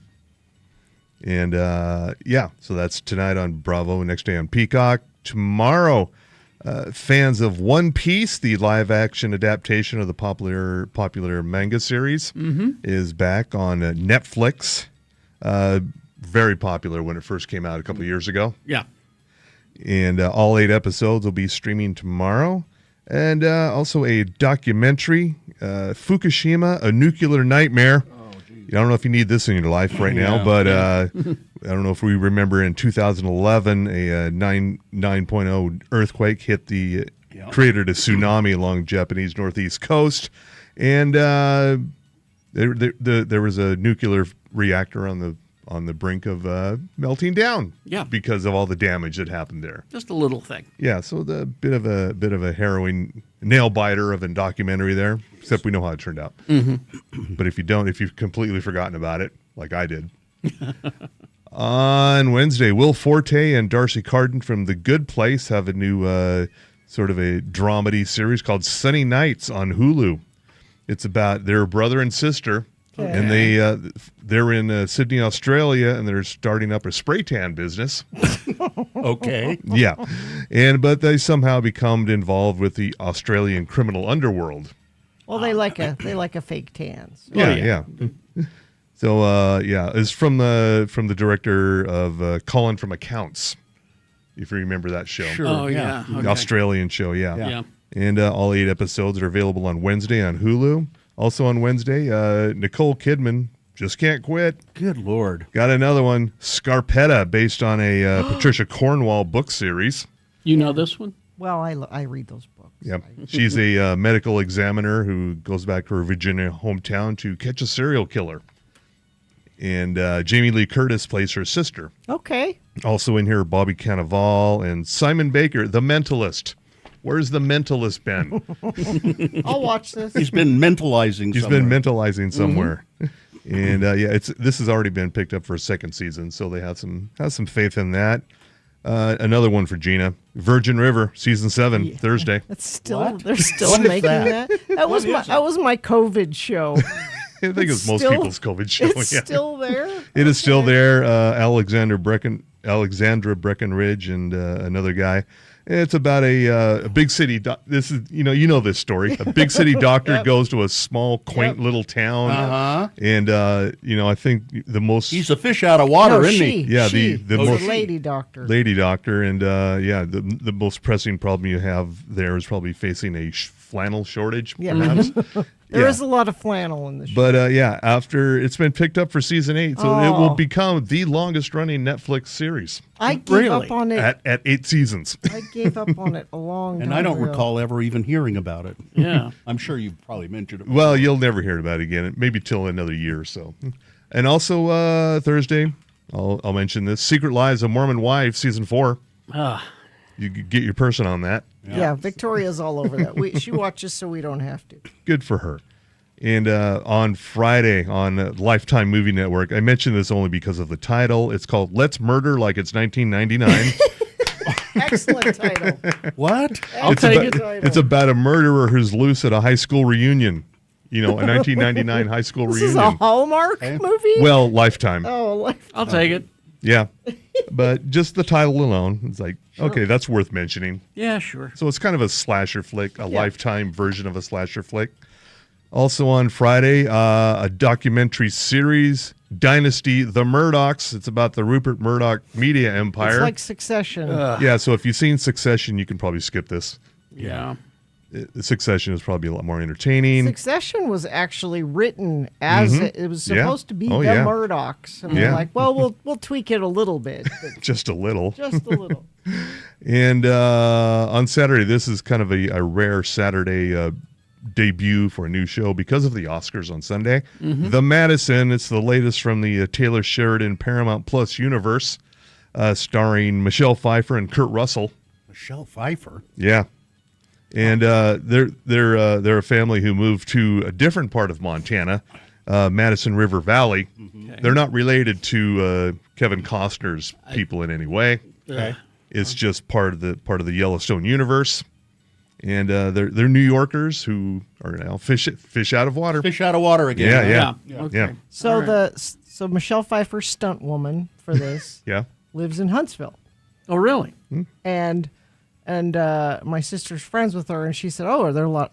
Your stunt double? Are there a lot of like action I things?" don't think so. She said, "No."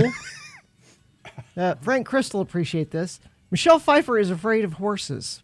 Oh, really? So anytime This like is the she's perfect show for her then. anytime like she's in a field and has to like pet a horse or something, is there some of that in it? Yeah, of And course, yeah. It's the stunt woman. She's the horse pet. She's the That's horse, petter. petting. She's, Okay. that's the stunt. That's good work if you can get it. If yeah. you're Michelle Pfeiffer, do you say yes to a show with horses? I mean, Well, Apparently. if you got a stunt person, yeah. I guess, yeah. You like still- I'll do it if you can get someone like- to pet the horses. Like if for Gina me. had to be in a movie where she had to eat breakfast, she'd have to have a stunt person eat her eggs for Yeah. her. Yes, yeah, I would. like that. Like she still gets paid the pile of money, and she doesn't have to pet the horse. Yeah. Okay. That's on Saturday on Paramount Plus. Also on Saturday, a premiere of a new anime series, Rooster Fighter. This is not someone who fights roosters. Is it? Oh. It's a rooster who cockfighting? is a fighter. It's cockfighting. Yes. Oh, so it's the character from Family Guy. Yeah. It's the big chicken. Yeah. It's this is not to be confused with Rooster with Steve Carell, which No. premiered last night on HBO. Oh, I forgot. Yeah. Yeah. And also Saturday Night Live, hosted by Harry Styles, who was also the musical guest. He had a little cameo on this last week. And Ryan Gosling. You know, the guy from the week before, the guy from Heated Rivalry. Mm-hmm. Never saw him break once, really. Not at all. Ryan Gosling, pretty much every one. sketch. Yeah. Yeah. Every sketch he broke. He was having fun. Yeah. And on Sunday, the 98th Annual Academy Awards. Yep. Hosted by podcaster Conan O'Brien, says here. Podcaster. Yeah, and it's going to be the big battle between sinners and one battle after another. Yeah. And maybe not Marty Supreme and No. ping pong. I hope not. People are turning against that movie in droves. I was fine with it up until the last 3-4 minutes. Oh, okay. I'm sorry, you don't get a redemption arc that quickly. You've been an ass the entire film. Does it seem like somebody tacked that on? It's like, we got to make this character He got people, likable. He got people killed. He got animals killed. He was horrible to everyone. And then in the last 3 minutes, he does the right thing, and we're supposed to root for him. That No. sounds like something that was tacked on by the studio. It says, you know what? We need a better ending for this. Something, yeah. I mean, his performance, terrific. Yeah. If he wins for Best Actor, great. Yeah, But yeah. that movie, made me mad. Yeah, and that's it for new stuff this week. And there's even more stuff at BillFrost.tv. I finally saw the Bone Temple. I decided to rent that, pay for it, and it's really good. I'm just so just the guy who plays Samson, the big old Zombie? They're not zombies. They're the infected. The infected. They're infected. And he's really good too. And it's just. And there's some really just very lyric. Oh, and the guy who plays the evil Jimmy, the Jimmy is excellent as well. And it's just Ray Fiennes is great. It's just a really good movie. I told Carrie this morning I finally started Andor. Oh, okay. which I am enjoying. It's good. It's my favorite Star Wars. We watched the Mine first. too, yeah. We watched the first episode of DTF St. Louis. Yeah. How was that? Not sure where that's going. Yeah, it doesn't really spell out exactly what's going to happen Yeah. going forward. It's only like 6 episodes or something. Yeah. Yeah, I think it's short. And Jason Bateman starting to get that Kiefer Sutherland look now. He is, yeah. Get that, What beef, does that mean? That beef jerky look. Yeah. See, I was looking at him because I keep hearing about how he goes out of his way to take care of himself, and I was looking at him on this show, going, "I see no evidence." And he's supposed to be a TV weatherman. Yeah. And I don't know. Too craggy. Looking too craggy for that. Craggy. He's a little craggy, yeah. I also started Dunkin' Egg. Oh. A Night of the Seven Kingdoms. Yeah, I like that too. Mrs. Frost watched it, loved it. Then it got to the final episode. She's like, that's it? Which Yeah. a lot of people kind of said, it's like, that's all? No, There's only 6 episodes? You got another season coming, but it'll be a while before It'll you get it. be sometime in a long time Oh, away. and we we finished season 2 of Hijack. Okay. And that was... So we watched season 1 of Hijack. Season 1 was I good. liked it. Is season 2 not good? Season 2 was... It's the same show. Season 2 was okay until the end. Yeah. It was like, Redemption arc? Okay. It's a train? Is that what it's Hijack? Yeah, it's a subway. Yeah, a subway car Okay. in Germany. I think it's the same show. It's just exact. Well, it's the bad guys from the first season Yeah. getting back at Idris Elba in the second season. Oh, this is go on forever. And I'll watch Idris in anything. Wait till they hijack an ocean liner. That's the next season. That's Speed 2. Yeah. Something. I don't know. Anyway. Well, thank you, Bill Frost. BillFrost.tv. Go Yes. Yes. Traffic sheet. Crash southbound I-15 just north of 114th South in South Jordan. 2 right lanes are blocked. A right shoulder affected there. And lots of hummingbird chatter coming in via text. Someone said, I heard a hummingbird in Salt Lake. What? You had your eyes closed? Somebody said hummingbirds come back to Utah in late April, according to the Audubon Society. Yeah, that's what I said. So if you'd like to talk hummingbirds or traffic or anything else you like, you can text us at 33986. All right. We will take a break, play a song. After the song, it's Beat Gina, multiple choice pop culture trivia. easy to win the prize. All you have to do is sit through the game. No, you have to beat me. Okay. And then sometimes I'm nice. What is the prize? Give you the prize anyway, which today would be tickets to see Nine Inch Nails. 9 Inch Nails tickets, 877-602-9696. Call, play, win. After these and a song, stand by. The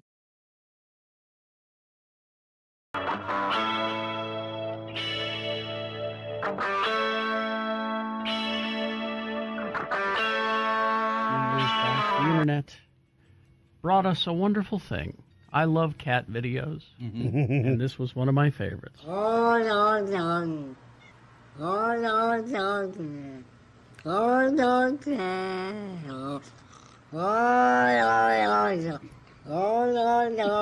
a cat. That's really a cat. It's really a cat. A house cat. A house cat who appeared to be speaking Yeah. and saying, Old Long Johnson. Yeah. Or we projected it onto the Yeah. poor kitty cat. I don't know. Well, people remember that. Very well. And 4 different people sent me this morning because this is the latest. Another one, huh? Well, this is a combo. Different cat? This or- is a combo platter. This is a different cat. Okay. And it's a guy who is a musician who calls himself the Kiffness, Kiff, the Kiffness. Okay. So he's taken some talking cat samples and turned it into a song. All right. So I don't know if you're ready for this or not, but here I'm we not go. sure.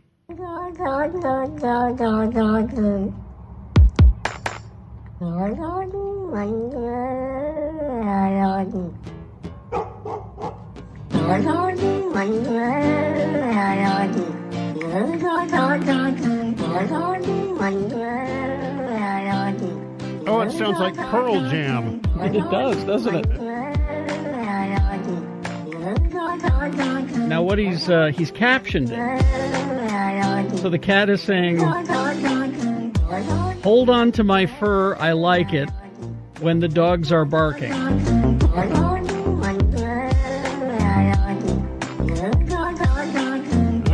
hear that. Did you hear that? Okay. So then he's taken his synthesizer and he started doing some samples. And, you know. Kitty go purr when you hold on to his fur. Everything a blur. In a fast lane to the moon. Doggy go bark when you're cruising in the dark. Teeth so sharp, trying to bite him like a shark. No, he ain't coming down soon.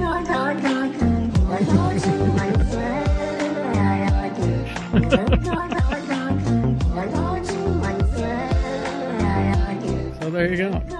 You could hear Eddie Vedder doing that. Hold on to my fur, the dogs are barking.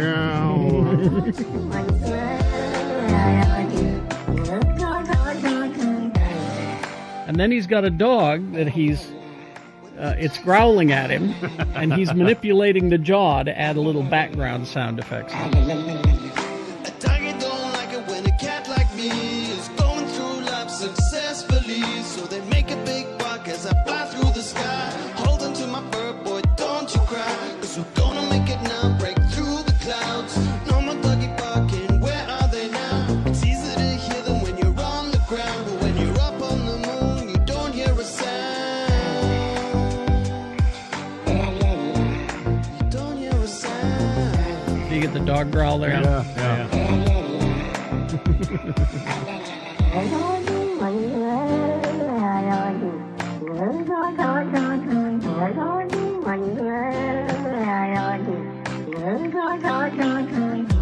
Here's the thing. I know you may not think of this much of the song right now. No, I But don't. I guarantee you, 4 hours from now, in your head. When the dogs are barking. When the dogs are barking. Hey, I promise you, if this goes viral, you know, like Interscope Records will sign this guy like that. get a hold of the Kiffness for Interscope Records. There you go. I've never experienced a cat in real life sounding like that. Really? No, never. I mean, I can't imagine that, I have a cat now that has a distinctive meow and does it all the damn time, but not like it's talking. Well, we got a new kitten about a year ago, and then within our household, so we have a kitty, an old lady kitty that's like 15, and it took her a minute to decide that she didn't hate the kitten because kittens are just little buttholes. And my wife had this video of the kitty and the baby kitty and the old kitty together, and the old kitty finally was like, "All right, fine, I'll lick you and be nice." And so she's licking him, but growling at the same time. So she's being all sweet, licking the kitty, just kind of going, "Wow, wow, wow, wow, wow." That's the closest to a talking kitty cat. Yeah, that's the closest I've come to. Nothing sustained like these ones on YouTube. But and I like the chattering cat. Oh yeah. I've had cats that do it. When they're looking at birds, Right, a usually, bird or a bug through the window or a laser pointer.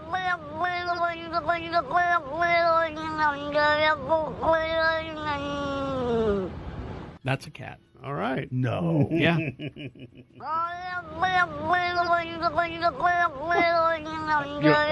That's a cat from the deep south. It is a southern cat. Yeah, it's from the deep south. It is a southern cat. Yeah. It is. Yeah. There you go. Remember there was a South Park episode where they had the old Long Johnson kitty cat.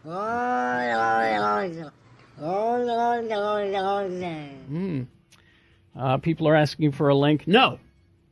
I'll just tell you, if you just go to YouTube and look for "Hold On to My Fur" talking cat song, it'll come up. Yeah. Or any Pearl Jam song, it's the same. Any Pearl Jam is good. Kitty Vetter.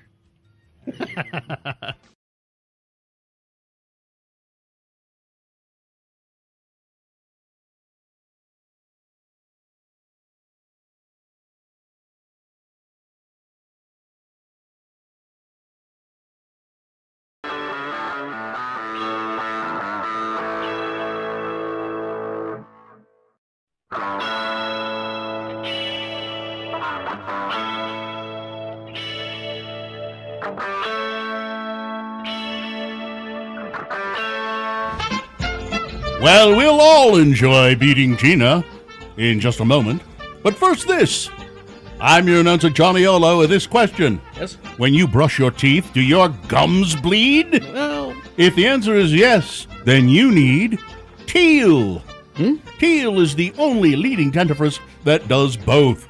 Rule number 1, prevents gum irritation. Liquid Teal lets you massage your gums gently. Teal helps promote healthy gums. And number 2, Teal cleans teeth a special easy way. Teal contains no abrasives. It gets teeth clean safely. Get Teal today and follow the special directions on the package. All right. And Teal refreshes your breath too. Teal, it cleans teeth beautifully and no bleeding gums. Well. And now, here's a breath of fresh game show air with your host, Kerry Jackson. Thank you, Johnny Ola. You're welcome. All right, the randomizer has picked a contestant. Gina, you'll be playing against Vince today. Hello, Vince. Are you there? I am, thank you. All right, Vince, we're going to toss a coin to see who goes first. It will give you the advantage if you call it correctly, heads or tails. Heads. All right, let's see what happens. It is tails. Terribly sorry. Vince, you're going to have to work for these Nine Inch Nails tickets. They're coming Friday, March 13th to the Delta Center. All right.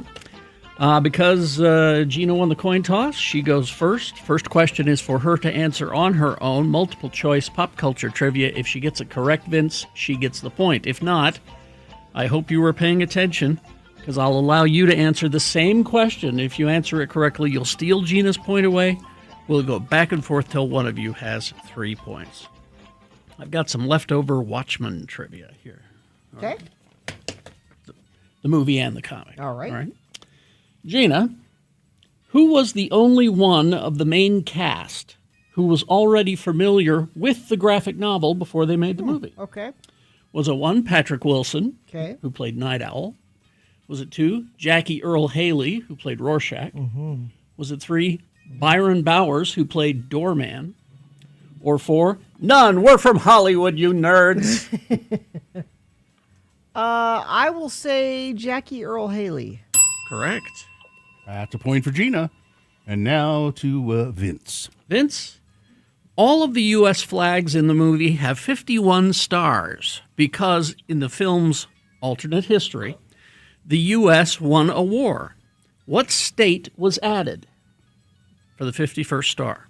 Was it 1, Texas, the state that is better than you? Is it 4, the entirely artificial state of California? F-A-U. F-A-U-X. I get it. Sorry. 3, Cuba, or 4, Vietnam? I'll guess 3. Cuba? No, terribly sorry. Vietnam's kind of far away to be a state, but okay. Vietnam is the Wow. 51st state.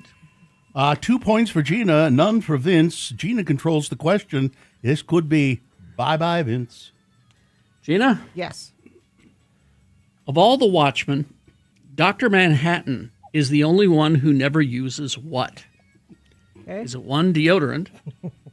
Is it 2, Amazon? Is it 3, a mask? Or 4, swear words? Because there is swearing in Watchmen, so it could be that, right? Carrie's not looking at me. He's not looking giving at it you. away. Nope. I'll say mask. Oh, terribly. Oh! He does wear a mask at one point. You're back in it, Vince, if you answer correctly. I'll go with swearing. Swearing, yeah. Okay. He does not swear. All right. Now, Vince, you have a chance to tie it up. Vince, in the comic, the first chapter of Watchmen begins with the investigation into the death of which masked vigilante? Is it 1, the comedian? Is it 2, Ozymandias? Is it 3, cave guy? Or 4, radioactive man? I'll guess comedian. Comedian is correct. All right, 2-2. Oh, see what happens here. Now we go back to Gina. Gina? Yes. John Travolta trivia. I can do that. He got the role of Vincent Vega in Pulp Fiction primarily because Michael Madsen, the actor for whom the role was written, was what? Okay. 1, getting his ears pierced. 2, test driving the new 1993 Lincoln Town Car. What a luxury car should be. 3, unavailable due to a prior film commitment. Or 4, he refused to take the role. Oh. He refused to take the role. No. Oh. Vince, you're going to win here. I'll go with unavailable. He was unavailable. Yeah, there you go. Vince wins the game. Nicely done, Vince. Very nicely done. Very good. You have fair and square won these 9 Inch Nails tickets, Vince. Thank you. There All right. you go. Hang on the line, Vince. We'll tell you how to get these 9 Inch Nails. And I've got to get home. Mrs. Zola wants to see me in my Dr. Manhattan costume. If you know what I mean. I know what you mean. All right. Let's big boy news now brought to you by Not happy with the air in your home? Throughout March, X96 listeners get a free air duct inspection and save $400 on a new Rheem UV air purification system. Breathe easier, cleaner, and healthier. Go to LarsonHVAC.com/X96. And don't forget, The views expressed on X96's Radio from Hell show do not necessarily reflect the opinions of Broadway Media, its management, owners, or advertisers. This program is intended for mature audiences. Parental discretion is advised. Why did Dr. Manhattan walk around naked anyway? he didn't need clothes, he felt. Because clothes... Yeah, why do we wear clothes? Shame. He had no shame. Yeah, that's what I was remembering. Mm-hmm. Let's see. Gunfire targeted Rihanna's Beverly Hills area residence on Sunday afternoon. Really? While the superstar was reportedly inside the house, leading to a fast-moving police search and the arrest of a woman suspected of firing at her house. The L.A. Police Department responded to reports of shots fired around 1:15 in the afternoon near the 9500 block of Heather Road in Los Angeles, Beverly Hills post office area, according to accounts citing LAPD and the Los Angeles Times. Investigators say that the shots were fired from a vehicle across the street from the property's gate. And early reports describe roughly 10 shots being fired. Other reported tallies varied, including claims of between 7 and 9 rounds fired from an AR-15 style rifle. Also, a separate account citing between 5 and 7 shots. Still, officials across reports agreed on one key point: no injuries were reported, despite confirmation that people were inside the home at the time. Yeah, she was in there. Yeah. Multiple outlets reported damage to the property, including bullet holes found in the gate and in an RV parked in the driveway. The Los Angeles Times and other reports also said at least one round penetrated a wall of the home, underscoring how close the incident did come to causing some physical harm to people. Police said that the suspect fled south on Coldwater Canyon Drive in a white Tesla. A police helicopter located the vehicle, followed it to a shopping center parking lot in Sherman Oaks, and there officers arrested a 30-year-old woman about 30 minutes after the 911 call, according to the Los Angeles Times. Their spokesperson, Armin Arias, was quoted as saying that a search of the vehicle turned up an assault rifle and 7 shell casings. The suspect had not been publicly identified in the reports provided, and authorities have said the motive remains under investigation, with the case handled by LAPD's Robbery Homicide Division.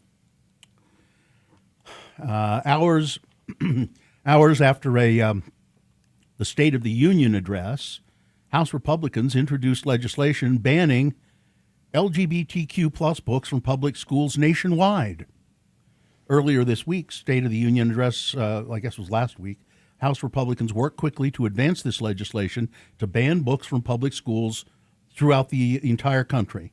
House Resolution 7661, also known as the Stop the Sexualization of Children Act, would modify the Elementary and Secondary Education Act of 1965 by prohibiting use of funds under the act to develop, implement, facilitate, host, or promote any program or activity for or to provide or promote literature or other materials to children under the age of 18 that includes sexually oriented material and for other purposes, whatever all that means.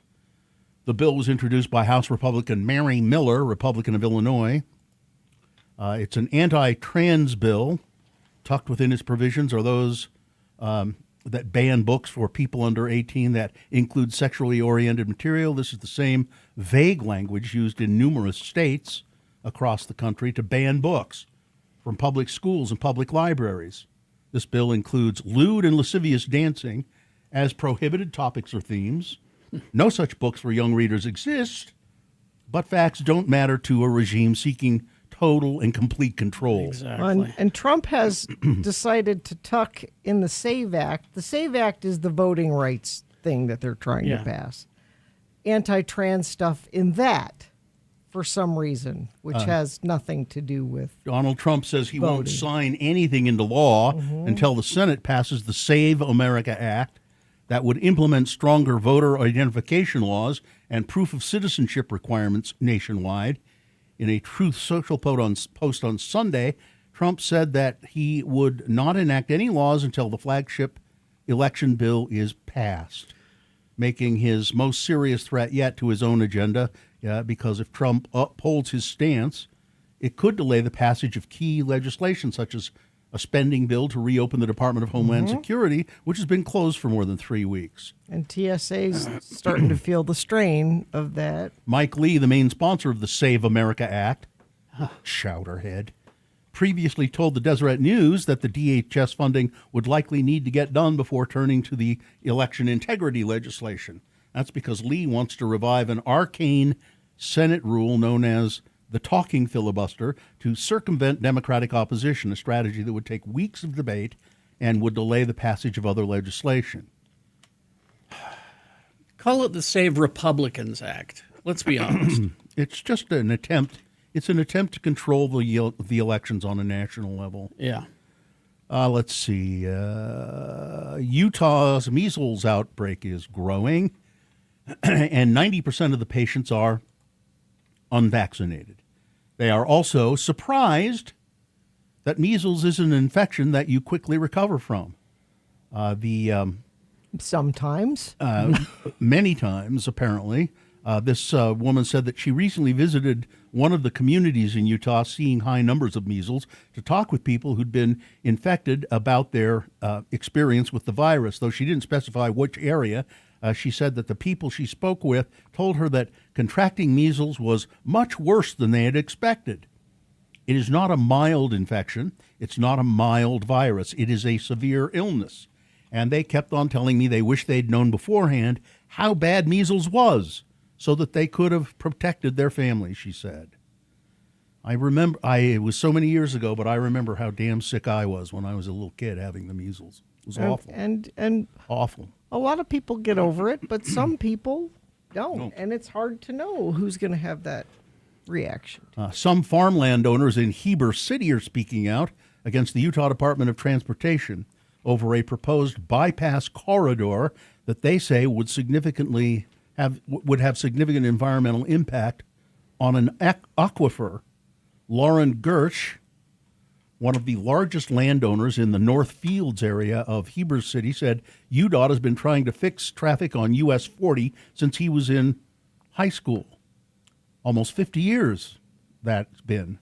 The city and county have slowly bought land and acquired property for a potential bypass corridor so US 40 traffic would not need to go through Heber City's main street.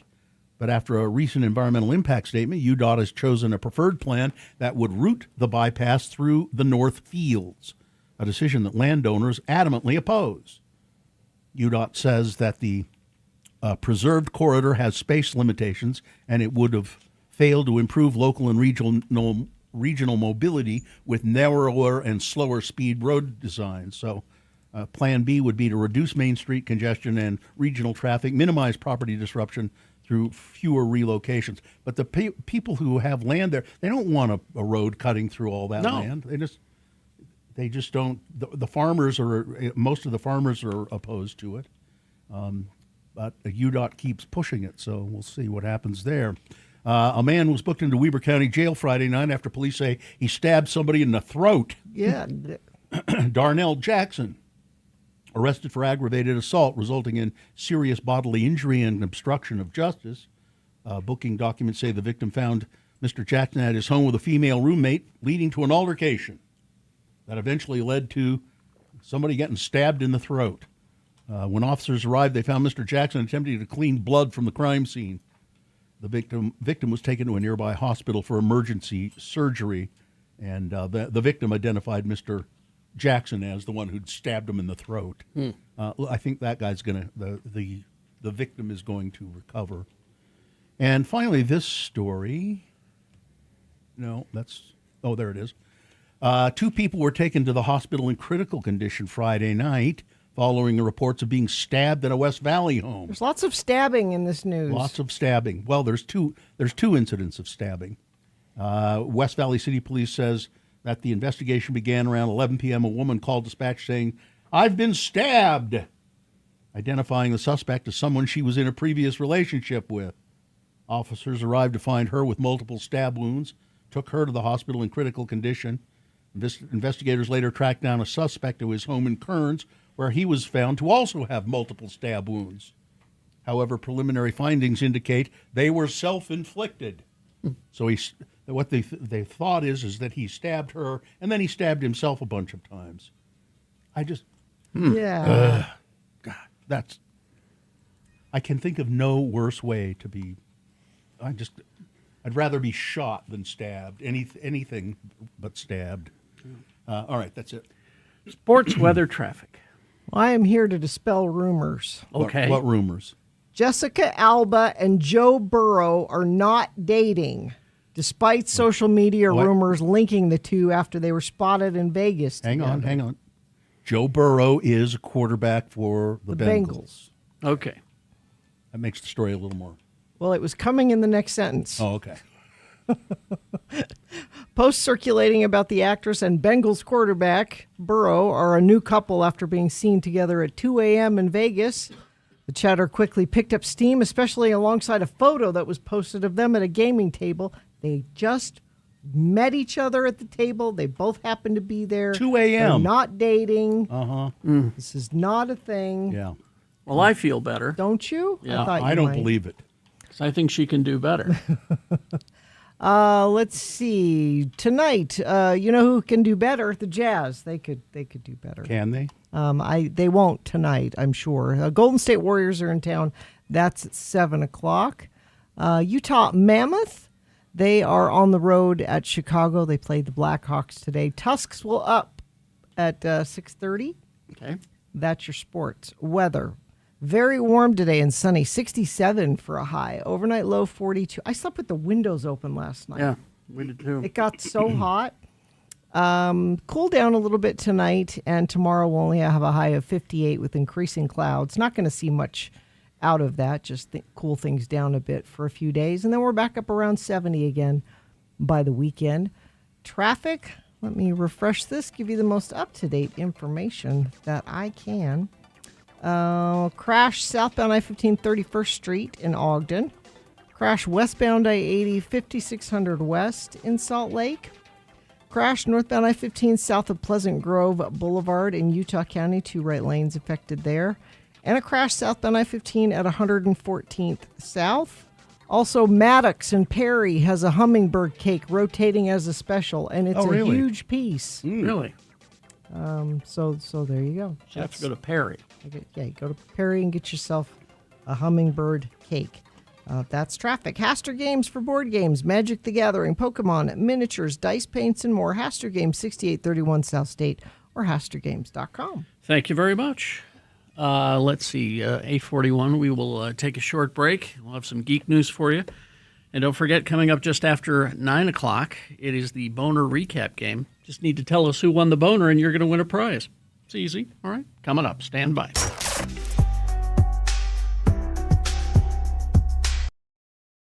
Was Tracy? Was it Tracy? Our friend Tracy Gressman, who does graphic arts for us here in the building, and longtime friend of the program. And I guess he heard us riffing about Dunford Donuts, the chocolate donuts, and he brought in a couple of boxes. And you guys can have this box too if you want it. It is my favorite donut.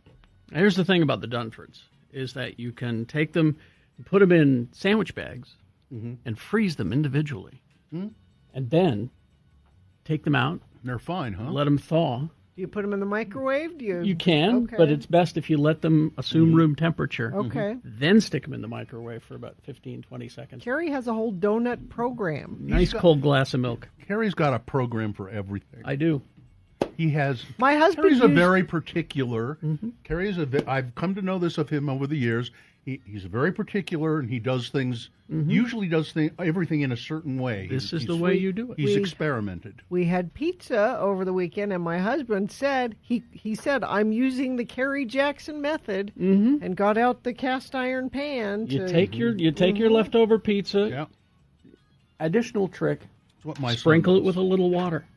Just to wake it up a little Just to bit? wake it up, because that's what the microwaves react to, is the moisture. Now, if the pizza's kind of dry, you want to just spray it. Like, you get your hand wet and go bleh, bleh, like that. A little Like flick. A little flick. Okay. Then microwave, 30 seconds only. That will not heat it up. It will thaw it out. And then? Then the black frying pan. See? You got to every step. Little water, little microwave. Boom. Black frying pan, nice and hot, crisp up the bottom. Not too hot because you don't want it to just burn, and then because you want it to bring it up, nice temperature, but also crisp up the crust. I admire that, but I am just too much of a slob to bother with that kind of stuff. I'll just. It doesn't take long. It takes more thought than I'm willing to put into it. The thought I'm willing to put into it is, hey, would somebody put this pizza in the microwave for me?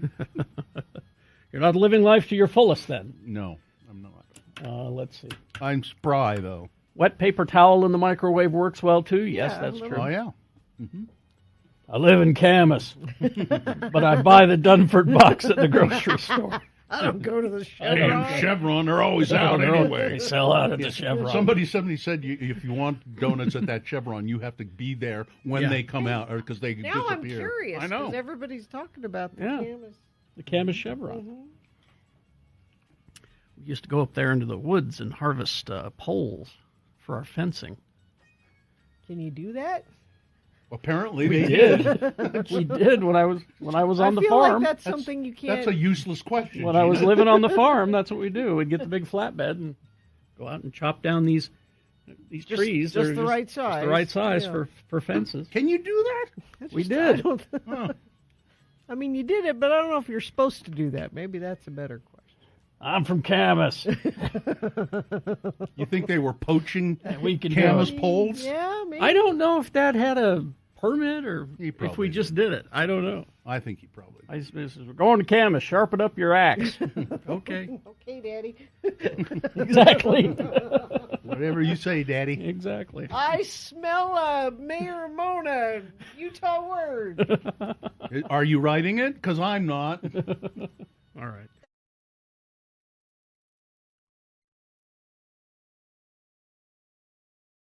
Where we belong, shake the ground, raise your voice strong, celebrate all night long, line up parade, dance along, feel the pride where we belong.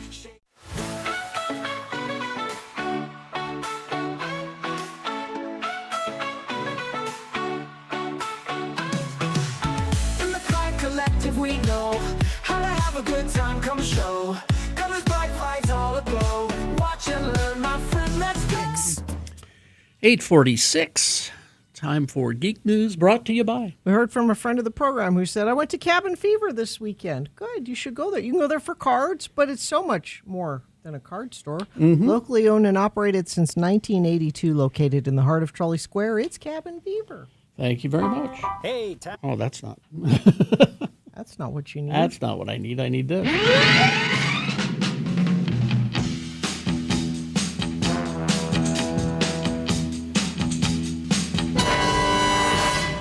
Honestly, I'm really surprised that you're watching Andor Why? because I didn't think you'd get around to it with all the shows that you have. Well, we always have a city show and a farm show. Mhm. We only watch certain shows in certain places because there's a vibe. Okay. Usually the shows at the farm have a horse in them in some way. Oh, I see. And then down in the city, we do. There's the grittier things happen in the city. So Andor's your city. Yeah, and I said to Joe, we watched a lot of British crime dramas lately. I'm like, how about some sci-fi? And he was game, and we're both into it. How many episodes? I think we're 6 in. Oh, really? Yeah, we've binged it a bit. Good for you. And I'm enjoying it. Yeah. Um, Season 2's even better. Is it? Mhm. Okay. Now, this is all leading up to Rogue One, right? Yeah. So after the end of season 2, you'll watch Rogue One.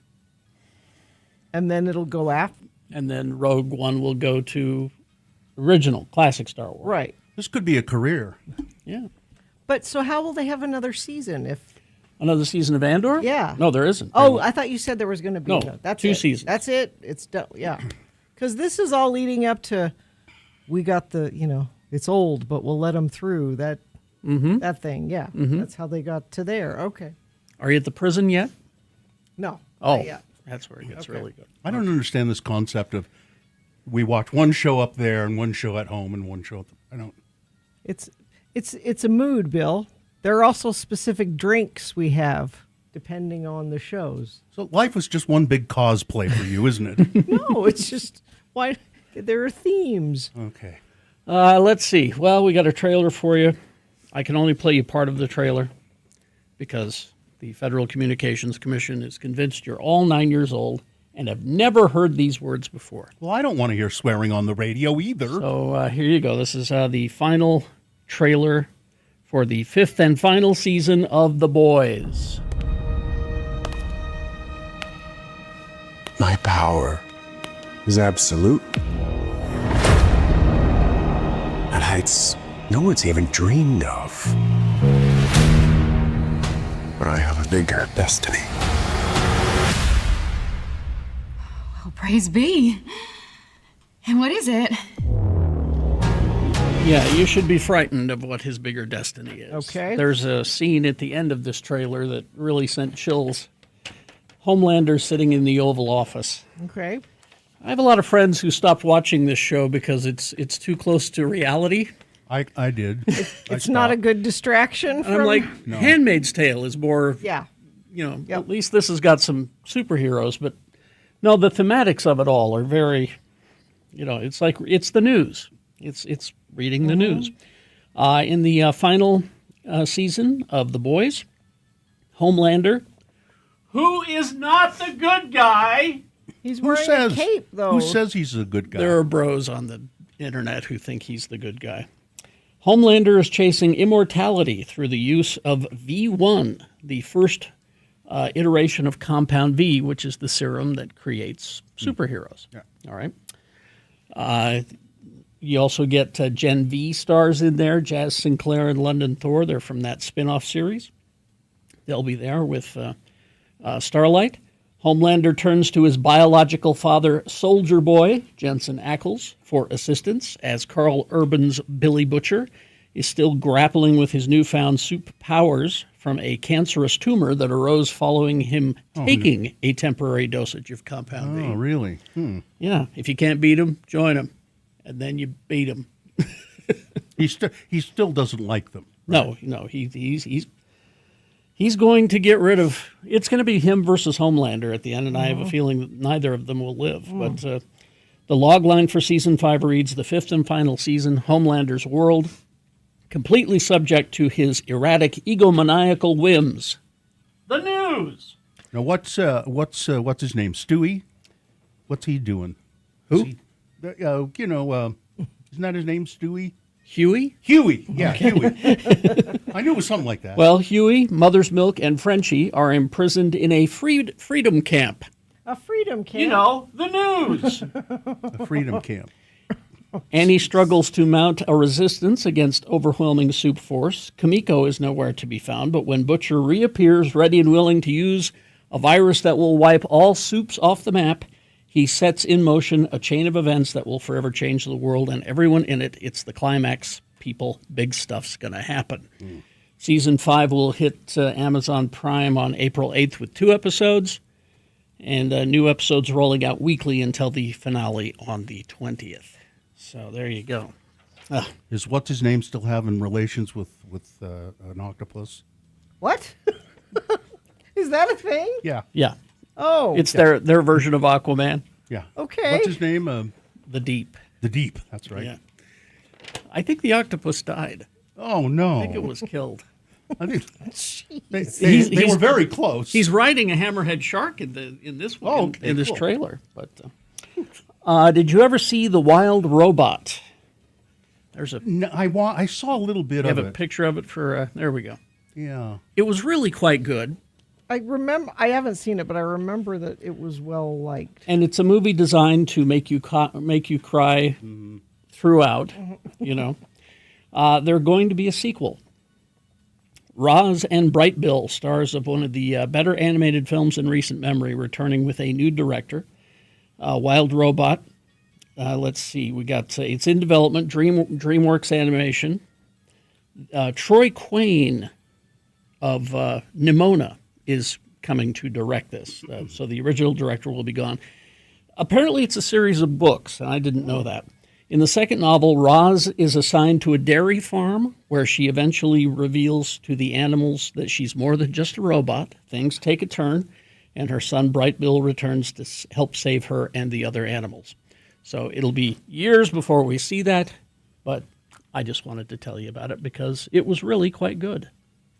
A movie you should see. I'm always on Chris Pine alert for Bill. Yeah, thank you.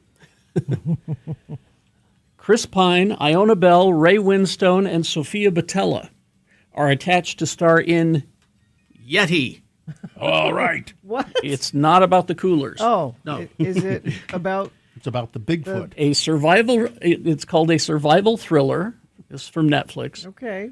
From The Conjuring Last Rites director Michael Chavez. The story is set deep in the Alps, where an avalanche has unleashed something primeval from the glacial ice. Mm-hmm. With no hope of rescue, a father, Chris Pine, and his daughter, Belle, must fight to survive against a merciless predator that blends in with the snow.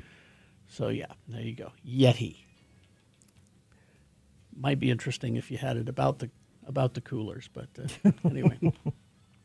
Let's see. Is that everything? I think that's pretty much everything. There wasn't. Yukon Cornelius saved the day in that one? Is that? Oh, wouldn't it be great if Yukon Cornelius showed up for a cameo? You didn't mention they're doing a new Garfield. Well, yeah. You know, I understand he hates Monday. That's what I hear. That's what I hear. Crash southbound I-15 31st Street in Ogden. Crash westbound I-80 5600 West in Salt Lake.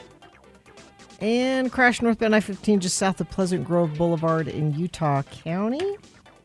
Oh, Homelander made him eat the octopus, somebody said. Oh, yeah, that's right. That's terrible. The octopus he was having relations That's with. horrible. He loved that octopus. I mean, loved.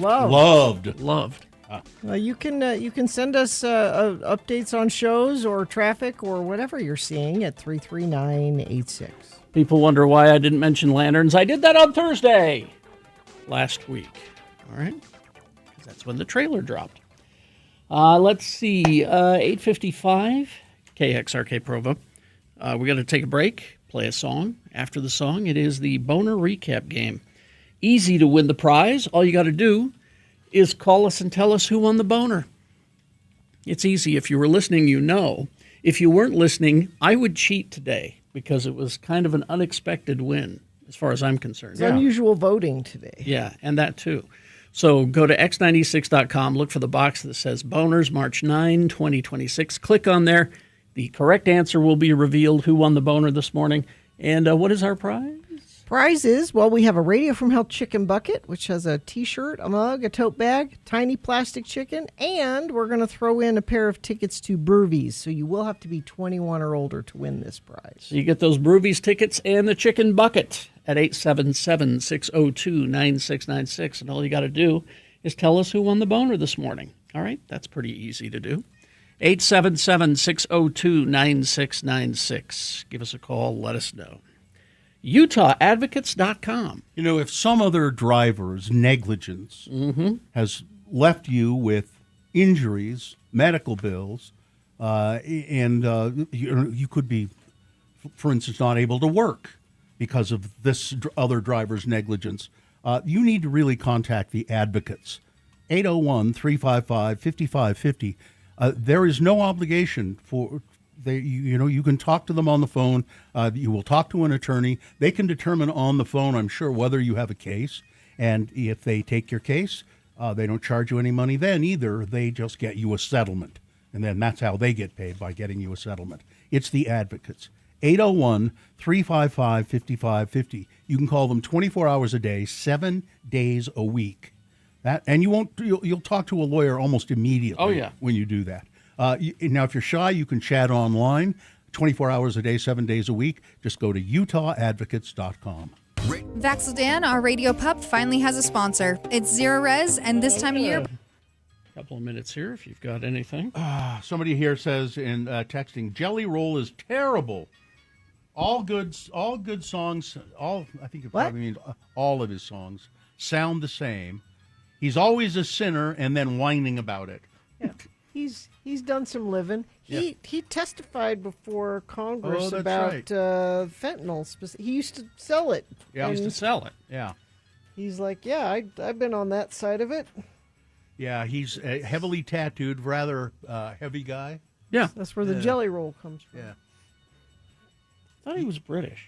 No. Am I thinking of someone else? No. Not British. No, he's not. Oh, okay. You're thinking of I'm that thinking almost human guy. Yeah, that guy. Whatever his name is. I can see him. He looks like Jelly Roll. Kind of, yeah. Covered with tattoos. Yeah. Poor choices. Yeah.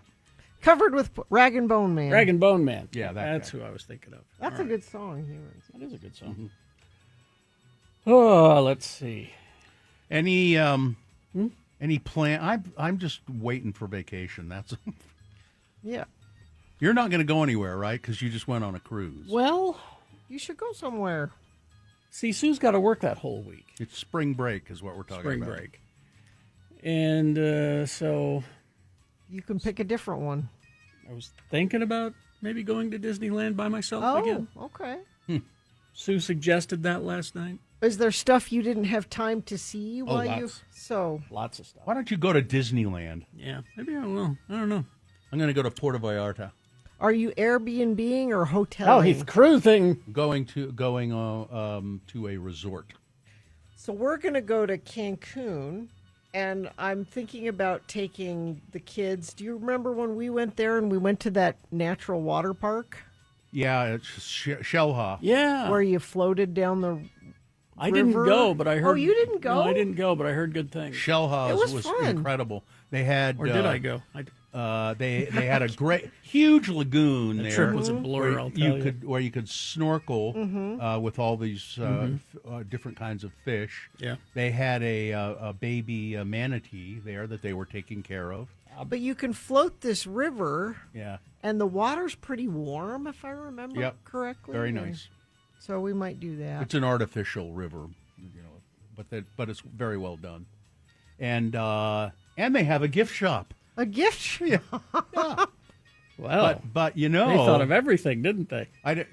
Isn't that? See, I was a little worried about that area because isn't that close to Tulum? Why would you be worried about that Because area? there were cartel people killing each other at Tulum. Are you trying to ruin my vacation? Well, I didn't. I thought maybe you already knew that because it's been in the news. You seem like the kind of person who would look that up. Yeah. I mean,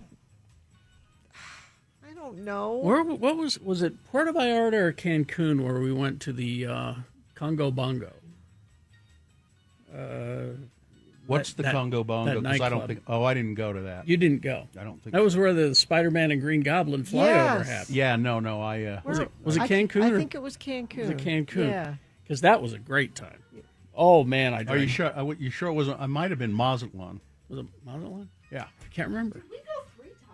We went to Mazatlan at least twice. Have we been to Mexico 3? Remember when We've we been used to do Mazatlan stuff? twice. We've been to. We used to do stuff. We've been to Mazatlan twice. We've been to Puerto Vallarta, and we've been to Cancun. Cancun. or Playa del Carmen. Right. I was pregnant with Festus. This is how long ago that was. When we were in Puerto Vallarta. And thank God there was a Planet Hollywood there. I would have starved. Yeah. That wasn't the time. That wasn't the time. No, it was the trip where the listeners came with us. Yeah. And that was Cancun, I think. there were capybaras all over the resort place that we stayed. Oh, the little piggy-looking things. Yeah, they were It adorable. was an all-inclusive resort, I Mhm. remember.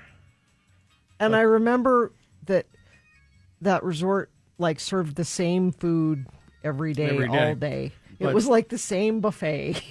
But all day, every I day. drank so much at the Coco Bongo that I just remember clutching to the floor as Spider-Man and the Green Goblin went above me. I remember that. Somebody help me. Now that I think about it, were they there?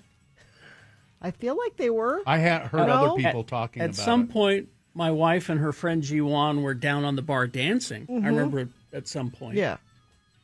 Somebody says we were there last year. It's perfectly safe. They have military and police on patrol everywhere in tourist areas, which makes you feel good when you see that. Yeah.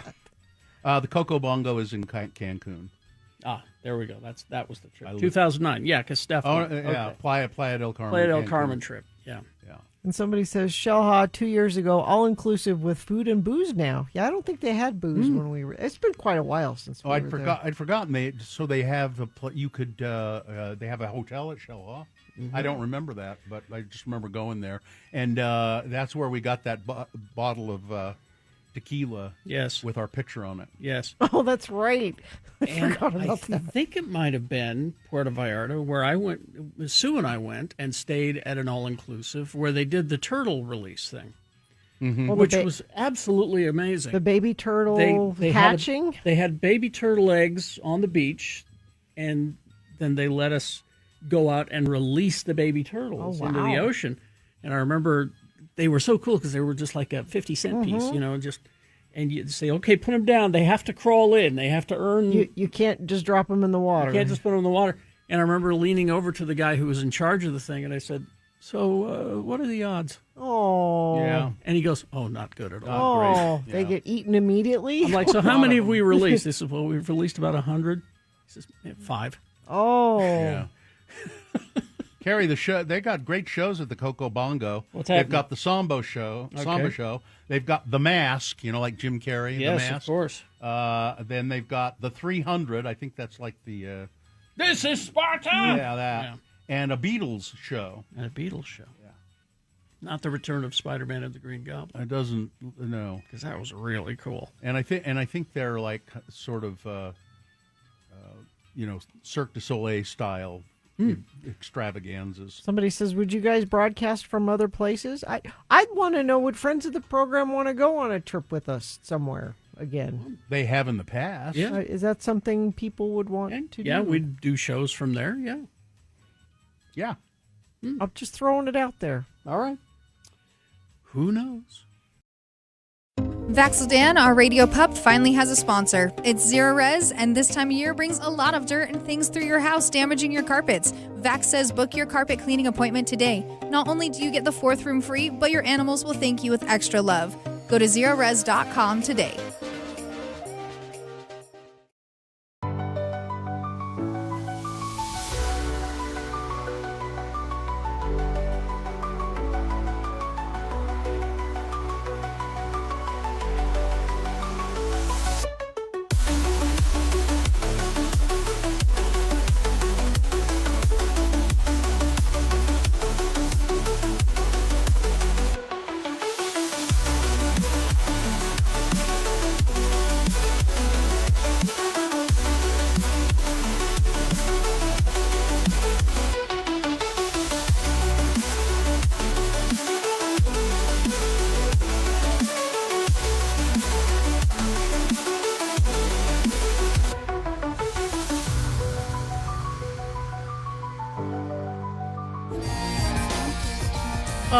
Ilya in Alpine says all he really wants is to win a hockey game in Alpine. In Alpine.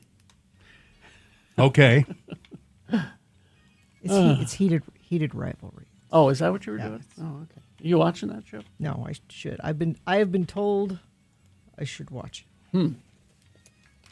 I have not watched it, but I have been told. It's boys kissing each other. I know. Yeah. They said there's more to it than that.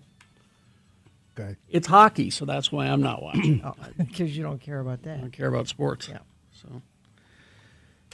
Boner recap, anybody? Well, okay.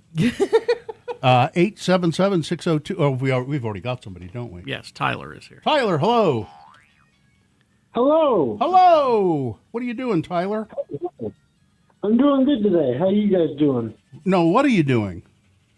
Oh, I'm trying to wake up. Coffee is my friend. I haven't made it yet. Well, Tyler, don't you have to go to work? Don't you have to haul your lazy ass off to some job? Oh man, nope. I make art.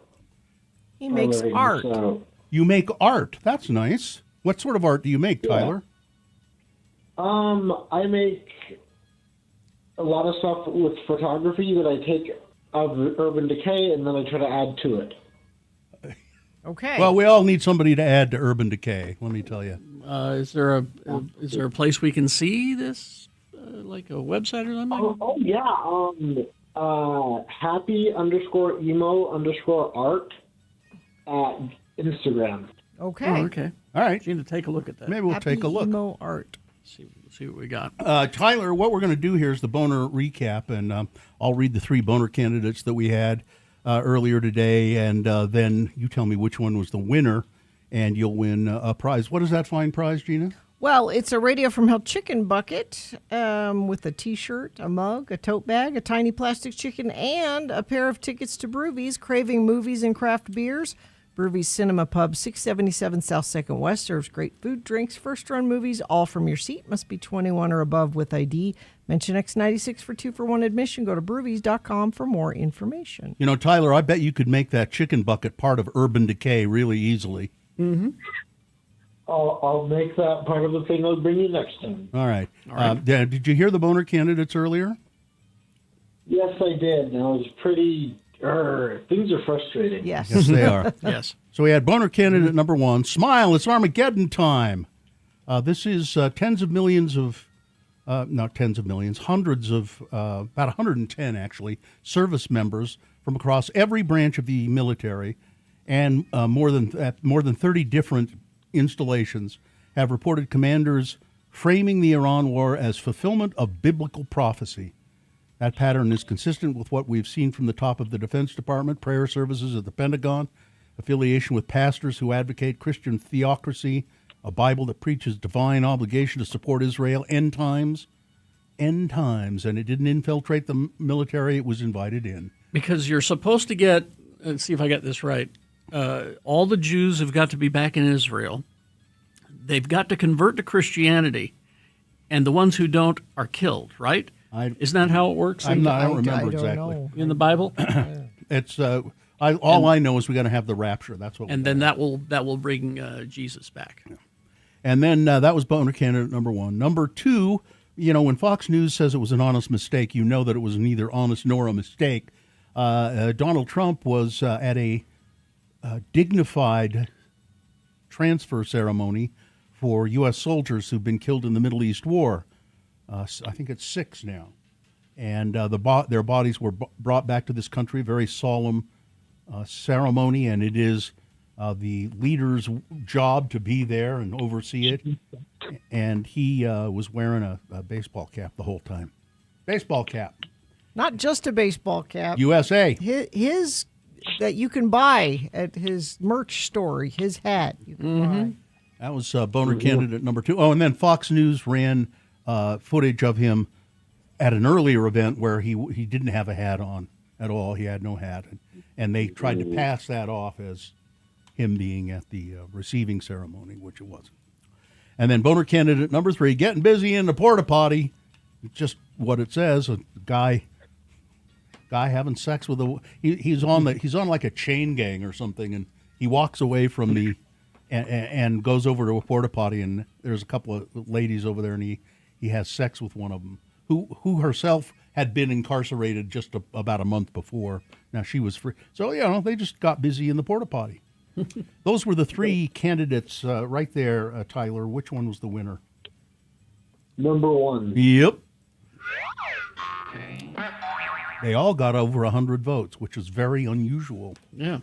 All right. Congratulations, Tyler. You're going to get that chicken bucket, and you're on your way to more Urban Decay. Hang on. Katie will tell you what to do. Hang on.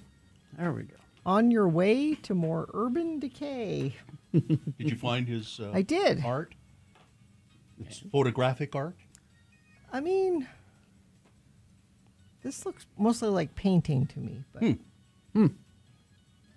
All right. Well, do you have any other thing to pass on about it, or just you don't care for it, do you? No. No, you don't, do you? That's not what I said. No, but you don't. No, I don't know because I haven't looked at it. It's subjective. And your subjective opinion is you don't like it. You don't like or not like art. No, that's not true. Bill, I wish you'd move on. Is what I. Well, what do you? Are you worried about hurting Tyler's feelings? I don't want to hurt. He doesn't care. You don't know that. He doesn't care. Yeah, artists have always really thick skin. been known to have really thick skin. You know why he doesn't care? Because he's considering the source. I'm the source. Yeah. Yeah, I don't know what I'm talking about. Yeah, if Gina doesn't like it, I can't do it. I can't do art. Gina? How can I judge somebody else's art? I can't do it. Yeah, you never do it. Have you ever done any art? No. None? Not even as a kid? I mean, school. Where you had to do Yeah. it? They made me do art! Well. All right. Let's see. Have you still got it up there? Wait a second. Is it there? Yeah. Bill's going to come over and take a look at it. Yeah, I don't care for that. Stop! No, actually, I do. I kind of like it. I like that. Yeah, okay. Yeah, I mean, I see what he's doing. Yeah. I get it. Way to go, Tyler. Bill's an artist, though. He's an actor. I don't know if you knew Bill was an actor. He was an actor, so he's an artist. He understands things that I don't. Mm-hmm. I don't get most things. And I don't care for most things. There you go. All right, we'll take a break. We'll be back. Short break. Leftover big boy news and a penuendo coming up after these. Stand by. Zero res. Oh, I just got a text from my husband that the puppy threw up. So I need to call. You need to call him. I need to call. Yep. Zero res. Can't your husband call them? Well, I mean, Yes, Gina's but got I them have on a- speed I have dial. a personal relationship Yeah. with Yeah. Zero Res. Spring cleaning season, it's time. The weather has warmed up and you're thinking about getting your house put together. Not just your carpets, but your air ducts. And for you early birds, you can get 3 rooms of carpet clean for just $119 plus a free hallway cleaning. Did you know that your carpets can collect up to 40 pounds of dust, dirt, allergens, and even, other stuff? Yeah. Get them clean. They're the biggest air filters in your house. Zero Res uses patented technology to clean carpets without detergents or harsh chemicals, so they stay cleaner longer and are safe for kids and pets. Don't forget spring cleaning early birds, 3 rooms of carpet for just $119. Go to zerores.com. It's the same spelled forwards or backwards. Zero Res, the right way to clean. Radio from Hell on X90. Well, Punk, let's get to the movie review, shall we? There we go. That's why nothing to spend in the summer in and out of health facilities, like 18 Fingers of Death. Tell us who stars in this opus. Well, this is the only movie that's better than 17 Fingers of Death. Yeah. It stars James Liu. Oh, so this is a sequel then? Yeah. Yep. He's Buford, the down-and-out action hero. James Liu, okay. Okay. And we got Maurice Patton. Yeah. He's Ronald Mack, the college student and wannabe director. Okay. Lisa Arturo. Nope. She's Sushi Q, the Honorable Fortune Cookie CEO. Okay. Pat Morita. Oh, well, there's a name I recognize. Arnold from Happy Days. So I know this movie's at least a year old, right? Exactly. Well, I noticed he's got lots of others that are in post-production. Oh, God. All right. He's the humble restaurateur. We got Lorenzo Lamas. Lorenzo Lamas, yeah. He's a Antonio Bandana, the singing martial artist. Okay. Robin Shue. This sounds like just a great movie. Yeah. He's Jackie Chong. Yeah. And we got Charlie George Brown as Chuck Snorris. Chuck Snorris. Okay. Oh, God. And Kurt Graves as Steven Seafood. Okay. Tell us the plot of 18 Fingers of Death. Well, as far as I can tell, this guy starred in 803 of the finest action movies ever filmed. But he's come up with a script for what could be his breakout role. But when the producers back out and pull his funding, he's forced to pull out the "will work for Kung Fu for money" sign and sell his Kung Fu movie memorabilia in order to get enough money to make a movie in 1 week for the Sundance Film Festival. God. And they managed to get like about 90 minutes out of this? Yep. Jeez. A full 90 minutes. All right, have you got a scene from 18 Fingers of Death? Yeah, I thought I'd give you a little Pat Morita. Okay. Oh, good. Pat Morita. So here we go. Mr. Lee, listen, I've always been wanting to know, do you have Chinese Jews? Chinese Jews? Oh, very sorry, today is no Chinese Jew. We only have the apple Jews and the orange Jews. Oh, man. This is worse than I even dreamed. Yep. What are you giving this movie, Punk? I'm actually giving it 3.5 Prozac. What? It's the pills talking, Punk. It's the prednisone. I think it's the prednisone. For digging up guano, lining up to fight. You can only fight the good guy one at a time. That's you right. have to circle him. Yeah.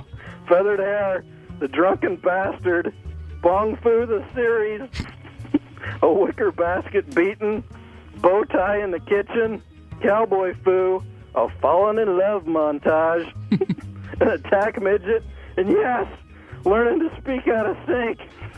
Learning to speak out of sync.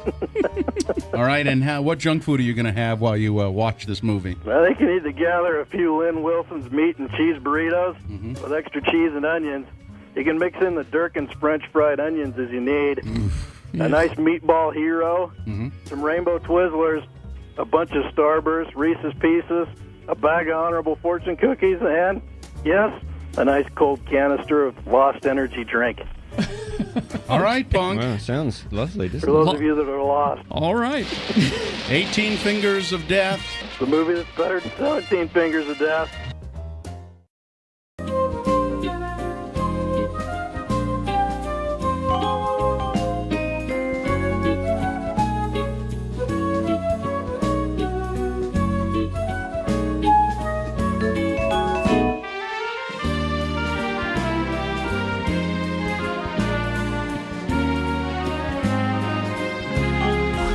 right, 9:20.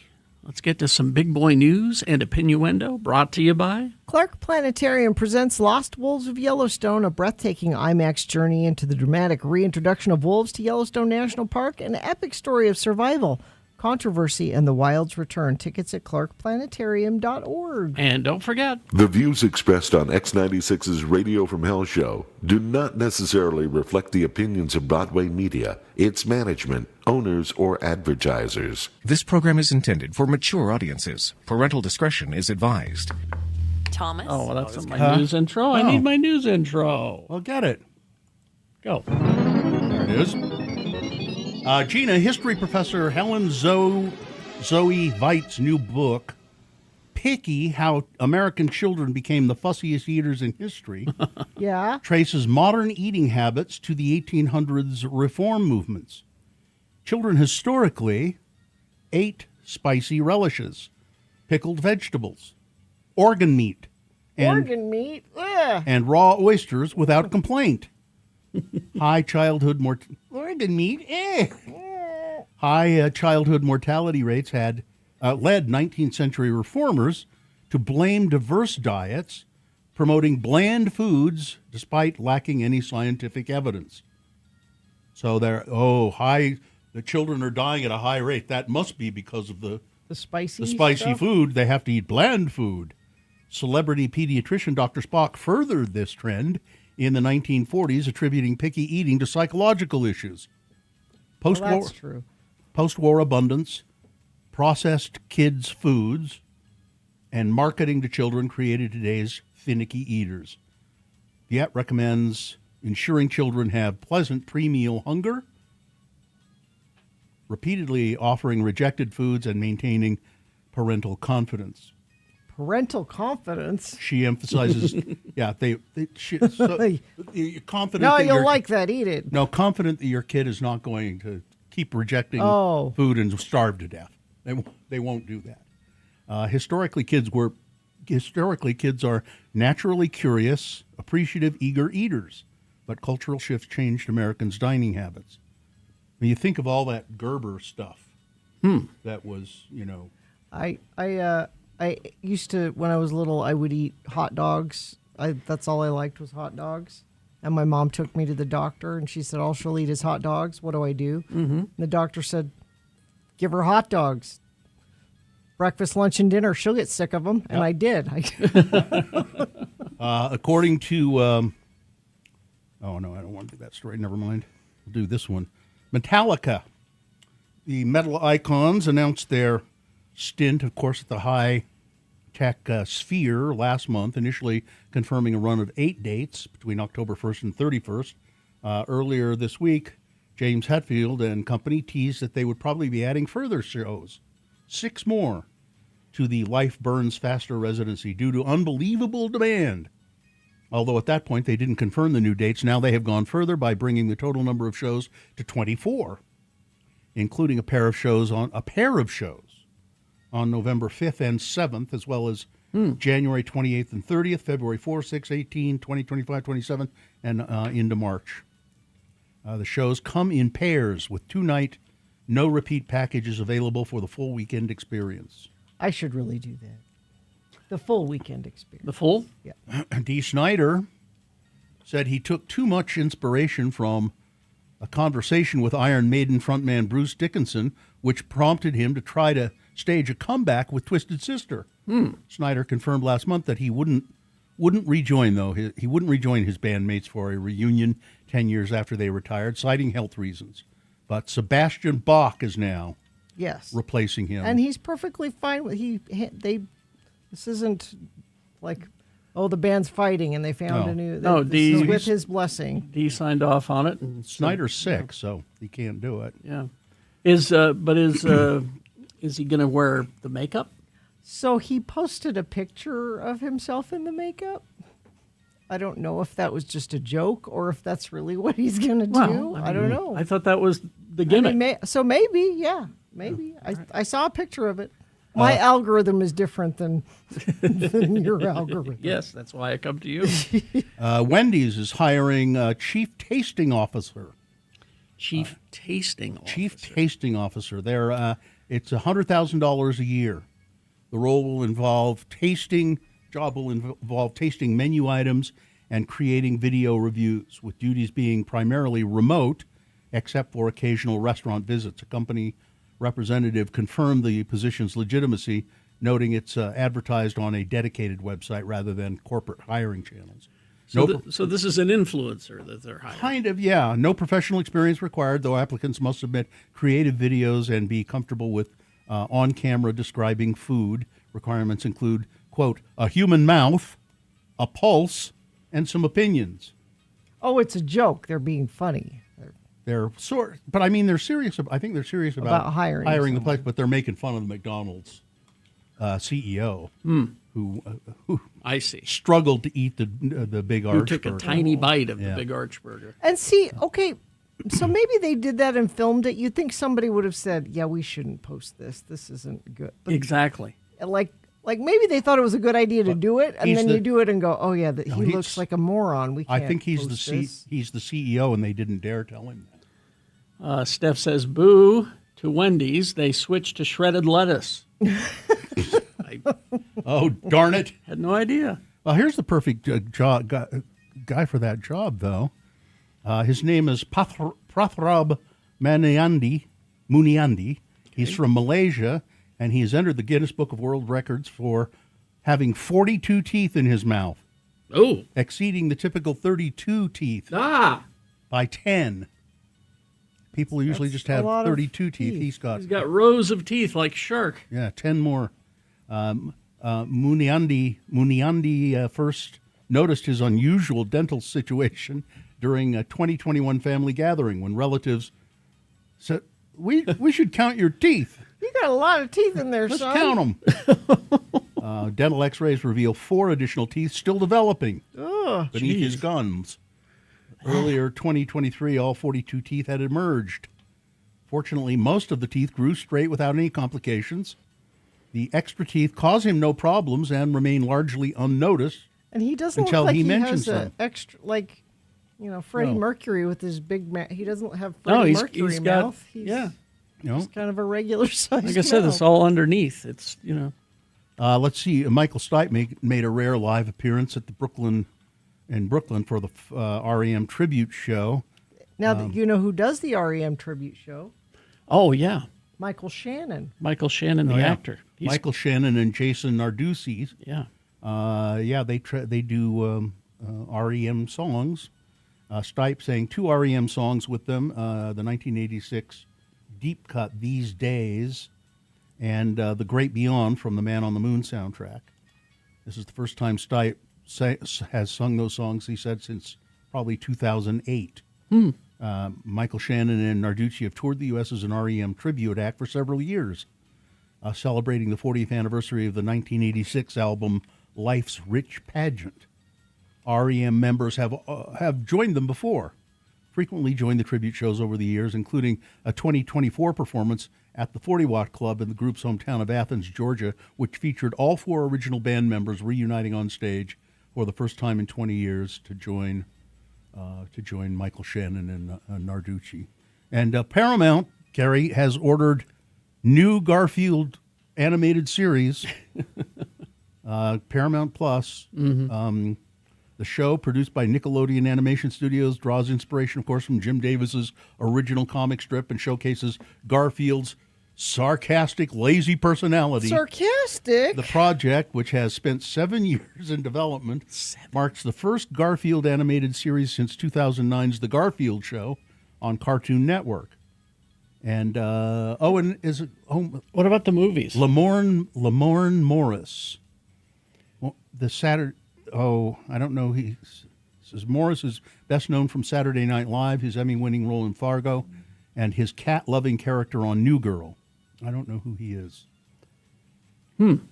Another feature film with Chris Pratt as the voice of Garfield is also being planned. Hey guys, look, I'm Superman and I can fly. I'm Spider-Man and I can climb walls. I'm Garfield and I hate Mondays. Meow. Oh! I can never figure that. There was never anything even remotely funny about Garfield. I used to be able to draw him. Oh, yeah? Let me see if I still can. Garfield and Odie is the dog. Mhm. Yeah. Jim. Jim is the owner, the human. And I can't. It never seemed even remotely amusing to me. Well, he hates Mondays. Well, he loves lasagna, though. I know that. Isn't that because, Bill, that's funny. You don't think of a cat liking lasagna And hating Mondays. and hating Monday. How does cat know it's Monday? Isn't every day the same for a cat? You would think. And I don't know. And are cats grumpy? Yeah, I guess cats. Sure, yeah. Well, he's grumpy because of that darn Nermal. A cute cat. Yeah. Cute kitten. Oh, that's right. Kitten getting all the attention. Yeah. Can you draw it, Carrie? Are you doing it? Are you doing Working it? on it, yeah. That's part of it. Can you see it? Let me I see can't really see it. I'm partway through. How's that? I can't Oh, see yeah. it. Yeah. I can see what you're doing there. Yeah. Oh, yeah. Why You're can you doing draw? it. Why can you draw Garfield? I don't know. Just because? You practiced it? It was in school. I just, You practiced. I'm not a very good drawer anymore. You did that. I have seen you draw things before, and it's an undeveloped talent. I think it's an urban decay. You have a talent for it, but you've never developed it completely. Yeah, there we go. Let's see. Yeah, there he is. Yeah, you did it, Carrie. That's Garfield. He likes lasagna. Get an orange crayon. And he hates Mondays. All right. Weather? Oh, we didn't do that yet, right? 50 right now, going to get up to a high of 67 and sunny today. Overnight low tonight, 42. It will be a little cooler tomorrow, 58 for a high. And then we warm back up to around 70 by Friday. Mm-hmm. That darn Garfield. Yeah, Berg in the chat room is right. You know how to draw Garfield because there's not much to do growing up in Utah County. Certainly true of the time. All right, we'll take a break. We'll be back. Stand by. I have this is a list I can include in the news here. Sure. Okay. I'm top of mind here because I'm about to travel. Yes. 9 travel hacks that will change your life. Change your life. Carry a wad of cash separate to your wallet. Yes. You do this? Mm-hmm. Really? For tipping. Like ones and Ones and fives. Because I don't use cash ever Nobody for does. anything.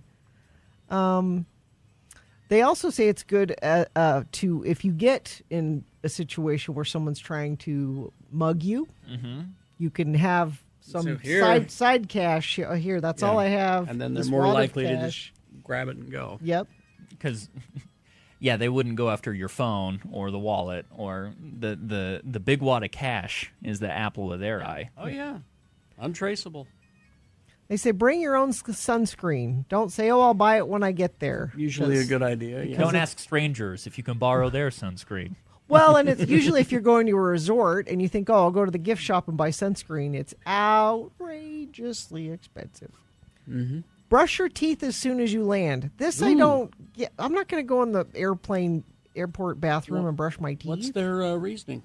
They say, who needs business class when you can just brush your teeth? It can make a world of difference how you look, feel, and smell at the end of a flight. Brushing your teeth is the quickest way to feel human again after a long flight. I get it. Have toothpaste and brush ready as soon as you get off the plane. I get it. Okay. Let's see. See tourist attractions on rainy days because they're Yeah. less likely to be busy. Yeah, yeah. Cut your nails before your trip. Yes. Because you don't often think to bring your clippers don't. with you, and you don't want to be stuck in a hotel room desperately wanting to clip, Or if you just your clip your nails. nails in general. I mean, If you keep, but do it, but Before do you a little go. tidying before you go. how often are you clipping your nails? About every other week. Yeah, that. But that's not the point. The point is If you do it, if you make sure you time it so you do it before you do leave. you know the day that you're going to have to do it? No. Okay. But see? But if you do it before you go, then you don't have to worry about it. Speaking Okay. of doing it before you go, always go to the toilet when you have a chance. Yes. Again, this is not Trip Central. But sometimes you think, well, I don't have to go now. Like you're walking by a bathroom and you go, I'm fine. I'm fine. No, you don't know when the next opportunity will be. Mhm. So it's a preventative pee, I like to You may call get it. in your rental car and then get stuck in traffic, and then you're I suffering. think this way outside of trips, I guess is my point. To Okay. everything you're mentioning. And Carrie, this is good advice for your next trip. Okay. Schedule soft days. Soft, yes. Days when you have not Nothing. planned anything. Again!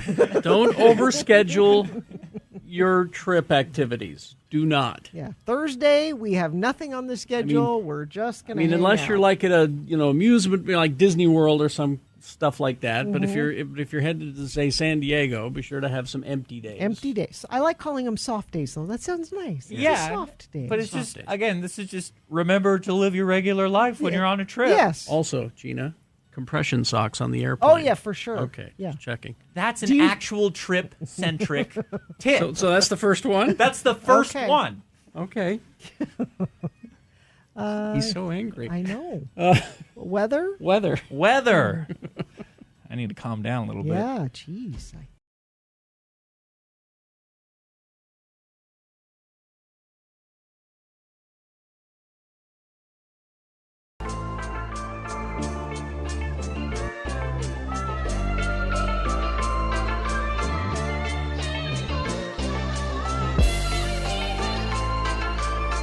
Tammy won, and Anthony won. Big W's.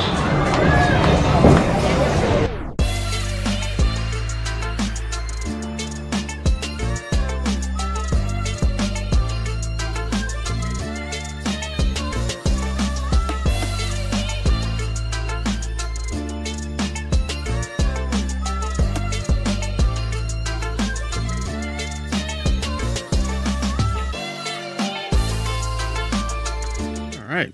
It's our friend Jeanette Bott from the Utah Food Bank here. We're going to talk about the food drive. Utah Food Bank and Associated Food Stores are collaborating for the 5th annual statewide Feed Utah Food Drive. It goes through the 14th. How do people participate just in food items, for instance? So our goal this year is to be able to utilize the food distribution opportunities at all of the stores that are participating through Associated Foods. 55 of their stores across the state have agreed to be drop-off points. Folks always have pantries in their communities or their neighborhoods they can go to, or any of the Utah Food Bank locations except food as well. Mm-hmm. Now, so if you go shopping at an Associated Food store, undoubtedly you'll see a big Like a barrel bin. or a bin or something. Big tote. Yeah. A tote's made available. And it's a case lot sale week this week, so we invite people to utilize that opportunity as well. Sure, you buy a case of corn, a canned corn or something, and buy one for the food bank and put it in the bin. And just remember, anything your family enjoys, another family would like as well. Yeah, so buy High protein items. You're Protein always- items we're always looking for those. So those canned meat items, we're looking for beans. And the other thing we talk about is kid friendly. Things that kids can fix and things that kids could eat. Oh. So there's raviolis with a pop top can that kids can open after school. Oh, really yeah. important to think of that as well. Yeah, and it's you might if you have the means, you could go to the grocery store and buy 2 of everything. Absolutely, for your family and another one as well. Yeah. And then, are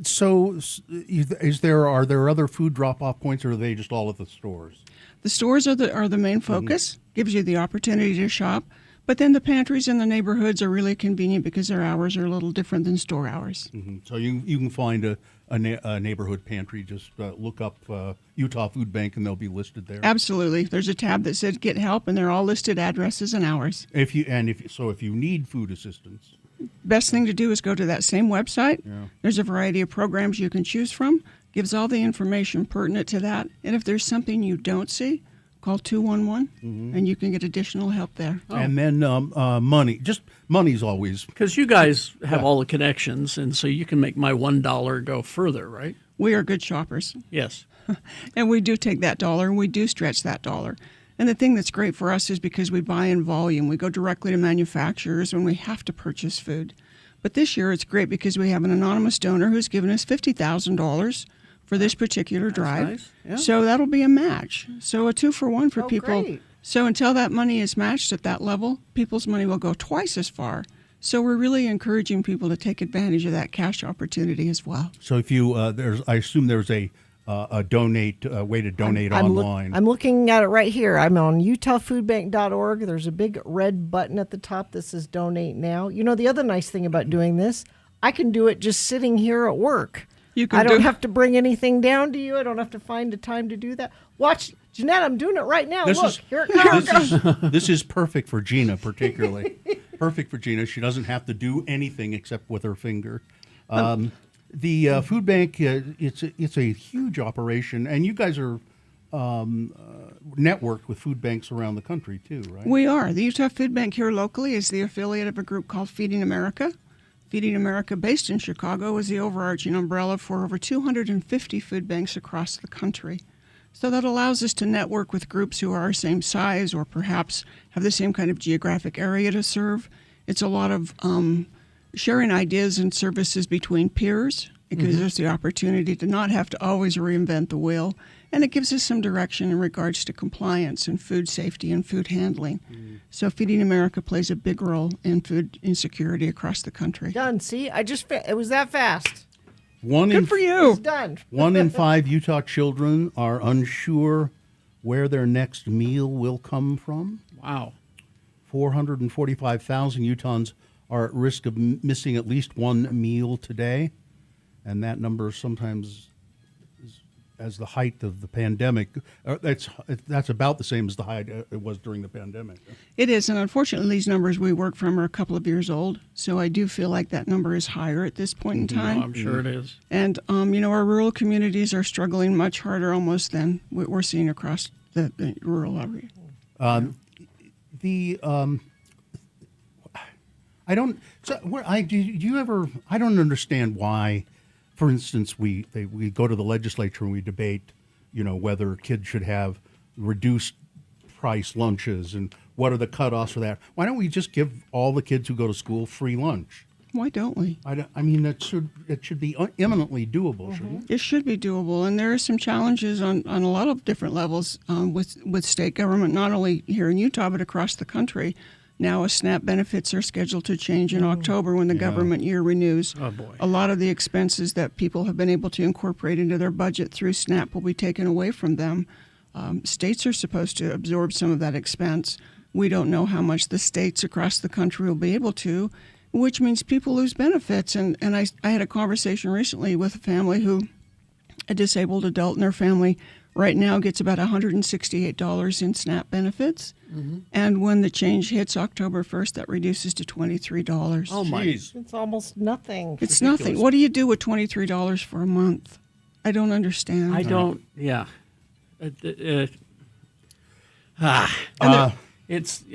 a lot of things I want to say, but yeah. But at the same, okay, let's put a positive spin. Please.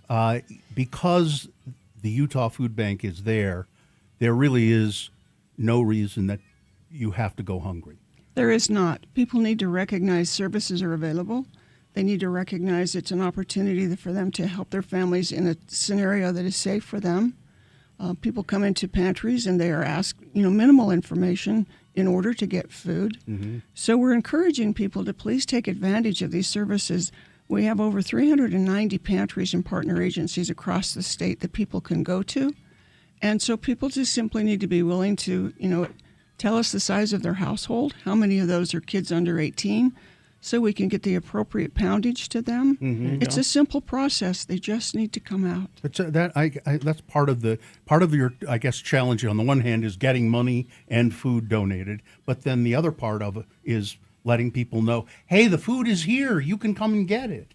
And you're safe to come and get it. Yeah. And so go to, if you're listening to this and you're hungry, if you're without food, your family, your children, there's no shame in doing this. No. You just go to the utahfoodbank.org or call 211 and they'll tell you where the nearest food pantry is. And there's no reason to be hungry.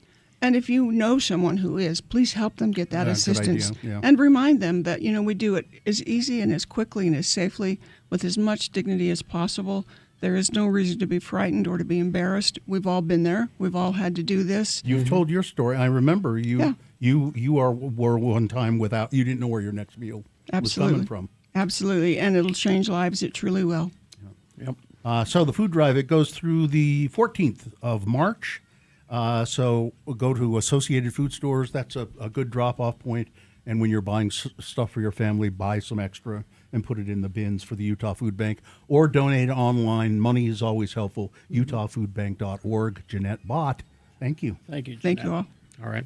We're going to take a break, play a song, and crawl towards the exits coming up after these. Salt mediation. Hey, you want to get a divorce? So what you need to do is don't go through divorce lawyers and courts and all of that kind of You stuff. don't need to do that. Just gets nasty and ugly. Mhm. You can go to mediation. Divorce in Utah doesn't have to involve courtrooms and attorneys and fighting and all of that, and expense. Yeah. Going to Salt Mediation Group is you'll save thousands of dollars doing this. Salt Mediation Group guides the conversation with you and helps you and your partner reach an agreement. Handles all of the paperwork and filing, and you can get. So most people don't realize that a divorce can be finalized in about 45 days when you skip all that lawyer stuff and just go to mediation.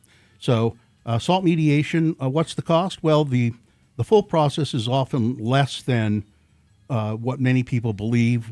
That's certainly less than paying an attorney. So go to saltmediation.com. That's saltmediation.com and schedule your free divorce consultation today. Gina, is this an official edition? Well, it's no. This is no. This is other. Oh. My other. Oh, your other song. I thought this was a Hello No, Sailor Boy. no, I had no, the music already. No. This is Muhammad, not the prophet, my No. son. Yeah. So we signed up with this company that helps you with college recruiting for sports for your kids. Oh, is it that one that all those people went to jail for? So I might go to jail for this. No, what all those people went to jail for is they faked the sports that, oh yeah, she plays water polo and she's on the does road rowing team. and but these exist for kids that actually play sports, and it helps get them in the line of sight for college coaches looking for Okay. So Muhammad is doing 2 sports. Our attorney Ed Brass will be happy. He's doing golf, and which Good. Katie also did, and he's doing soccer. And so these companies help you create a profile where you put clips of yourself playing the sport, and you put up your report card, and if you've want to. What company is this? It's NCSA. Oh, okay. I did something like this, but it wasn't that one. Yeah. There's a lot of them out there, and they just sort of help get you in contact with coaches. And Do they distribute your information to hundreds of places? Or as how- many as you want. You can go on and you can say, I'm interested in going to these schools, and they'll help get you in contact with the coaches. And how old is the son? He's 15. But you have to start this now. In fact, they said, well, you're a little late. You should have started last year. But And my mother said when I was 15, she said, "Are you really going to go to college?" But part of it is coaching on. They do nutrition coaching. They do profile They do here's how to get a good video clip to put. It's all this kind How to of tie your coaching. shoes, Yeah. things like that. And there are family meetings, but then there are just like Zoom calls with just Muhammad, and where they talk about things he can do. And so Muhammad is on a Zoom call with one of these coaches. Not the prophet. Not the prophet, my son. Uh-huh. And he needed the coach asked for some information, and he said, "Oh, let me go get it." And in the interim, he got hung up on accidentally, and so the coach called back and went straight to Muhammad's voicemail, and here's what he heard. Okay. Hello. If you want to call me back, you can, or just leave a message. Thank you. So that's Muhammad. The mailbox is full and cannot accept any. That's Muhammad's voicemail That message. he recorded when he was 3. Exactly. Mhm. And the coach called back, and he answered, and he said, "Is that your phone? Is that your phone? Was the coach not smart enough to figure out that it was him when he was 3? Because Muhammad now he's got a really deep. His voice has changed. He forces it down. He's down here now, and I talk like this now. the coach said before college coaches start calling you, because they will. You might want to change your voicemail so you don't sound like a 7-year-old kid. Listen, tell Muhammad this. I'll do it for him. Hi, this is Muhammad. There you go. Hi. That's perfect. Yeah, I'm serious. Hi, this is Muhammad. If you're a coach, I love you, baby. Here, play it again, Katie, so we'll compare and contrast. Hello. If you want to call me back, you can, or just leave a message. Thank you. Hello. If you want to call me back, you can, or just leave a message. Perfect. Okay, There you I'll do go. it. But I'm sad because Muhammad's like, well, I guess I have to change it. I'm like, I love your voicemail message. My voicemail, well, you can keep it. You have it now on tape. I love it so much. A few months ago, I said to Katie, I said, will you help me preserve this? Because I'm worried he's going to change it, and it's so adorable. Last year. It was not a month Was it ago. It was last year. You know what's creepy is that, speaking of voicemail, I don't know, 20 years ago, my wife said, will you record the voice message for me?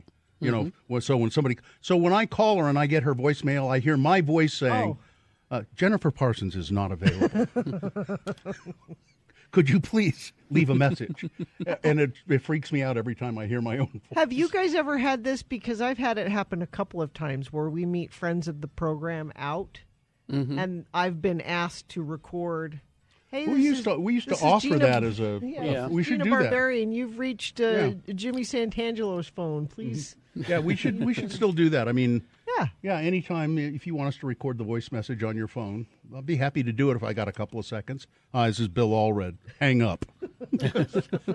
What do you want? Hi, this is Bill Allred. You've reached Sandra's phone, and she doesn't want to talk to you. Get out. Get away from me. I think my message would be something along the lines of, hi, you've reached Dave's phone. Does anybody leave voicemail anymore, really? Why don't you just text? Come on. Just send a text. Yeah, I mean, even when I get a voice, I very seldom leave a message anymore. I just hang up and text. Yeah. And the only people that should be leaving messages are like businesses, perhaps. Well, you know, bill collectors. Yeah, your doctor, things like that. Yeah. But my older 2 kids had adorable tiny children voicemail messages, and I didn't say. I can still hear them in my head, but I wish I had them recorded like that. And now we're going to lose Muhammad's too, so I'm a little sad about that. Well, I think that Muhammad should do it himself, but he should sing it to the tune of the greatest American hero. Believe it or not, Muhammad isn't at home. Please leave a message. Please leave a message at the beep. This is Muhammad. You want me on your team. I can't come to the phone right now. I'm out practicing golf and or soccer. I'm working out. Depending on. I'm putting on some pounds. I'm doing arms today. Someone says you should sell voicemail messages for the road home for charity. All right, 9:52. This text from Dr. Paul White. Oh, Dr. White. How is Dr. White? Today's Radio from Hell, I'm Rich Bitch sign. Back in 24-25, people bragged about having egg money. In 2026, it's I have gas just sitting in my snowblower in Utah money. So, thank you. And I know that Dr. Paul is a birder. He's a birder, yeah. So you need to let us know when you see a hummingbird. Specifically a hummingbirder. He always posts pictures of his hummingbird nests. That's pretty sure just toward the end of April, 1st of May is when they start coming around. I got them, as I think about it, I got them pretty early this year. Oh, and you should make your own hummingbird food. Don't buy that red stuff in the store. That's not good. Isn't it just sugar water? Yeah, it's just 4-to-1, like 4 cups of water, 1 cup of sugar. Don't you put the red in there because they're attracted to it? No, they're not. No, they don't. They don't care about. They don't care about. They don't care. And the sugar. So you get the water almost boiling. You put the sugar in, then just let it. That just helps it dissolve. You of course got to let it cool off. Mm-hmm. And then I always have a jug of it in the refrigerator. And replace it. Guy says replace it weekly. Yeah, you should. Does it get gross? Probably. Yeah, it I gets imagine bacteria. it It gets bacteria in it. Mm-hmm. Wouldn't it ferment? I don't know. If it's in the warm, yeah, that's Because good. it might be in the sun. I don't know. Oh, guy says it'll mold. Yeah, it just gets bacteria and mold in it. Oh. So you have to change it. Oh, so it'll turn into cheese? Huh? That's what cheese is. No. Cheese is... It's mold. Cheese is cultured, unlike some people I know. You just keep telling yourself that. It's my hummingbird feeder. I only get, it's like 2 usually, and they fight constantly about, one comes Yeah. up to the feeder, and then the other one comes up and chases them away. And that's the thing. We have 2 feeders. All right. So I would think that there shouldn't be any fighting. No, they fight over. That's got to be a better one over there. It just goes with my theory that they're jerks. Yeah, they are kind of. So up in Logan Canyon, my wife's cousin Janine has a cabin. We stay in a couple of times during the summer, and she has 2 or 3 feeders hanging outside this big picture window, and there are dozens of hummingbirds, and they fight, but there's so many of them that it's almost it doesn't matter, it's just great to watch them. There'll be 20 hovering around the window at any one time. Wow, that's cool. Guy says they're very territorial. They fight a lot. Yeah. A group of hummingbirds is called a charm. A charm of hummingbirds. Nice. Okay. Well, let's do the promo and get out of here. So there's a new Garfield movie coming out. Does he still like lasagna? Yes. Does he still hate Mondays? Yes. Well, good news for Garfield. We can put Monday behind us and look forward to Tuesday's Radio from Hell show. Ooh, will there be lasagna? No. Well, then I'm out. Radio from Hell demanding lasagna tomorrow morning here on X96. I don't think we're going to get lasagna. There will be no lasagna. I don't know where it would come from. But will there be cake? I don't think so. Well, I'm not coming in unless there's cake. Call ahead. Is there cake down there? Call ahead for cake. All right. I think we got everything. Fine job as always, Katie. Live long and prosper, bitches. Don't you know who I am? Just because? Just because. Nick is next. X96, 1 hour nonstop music now.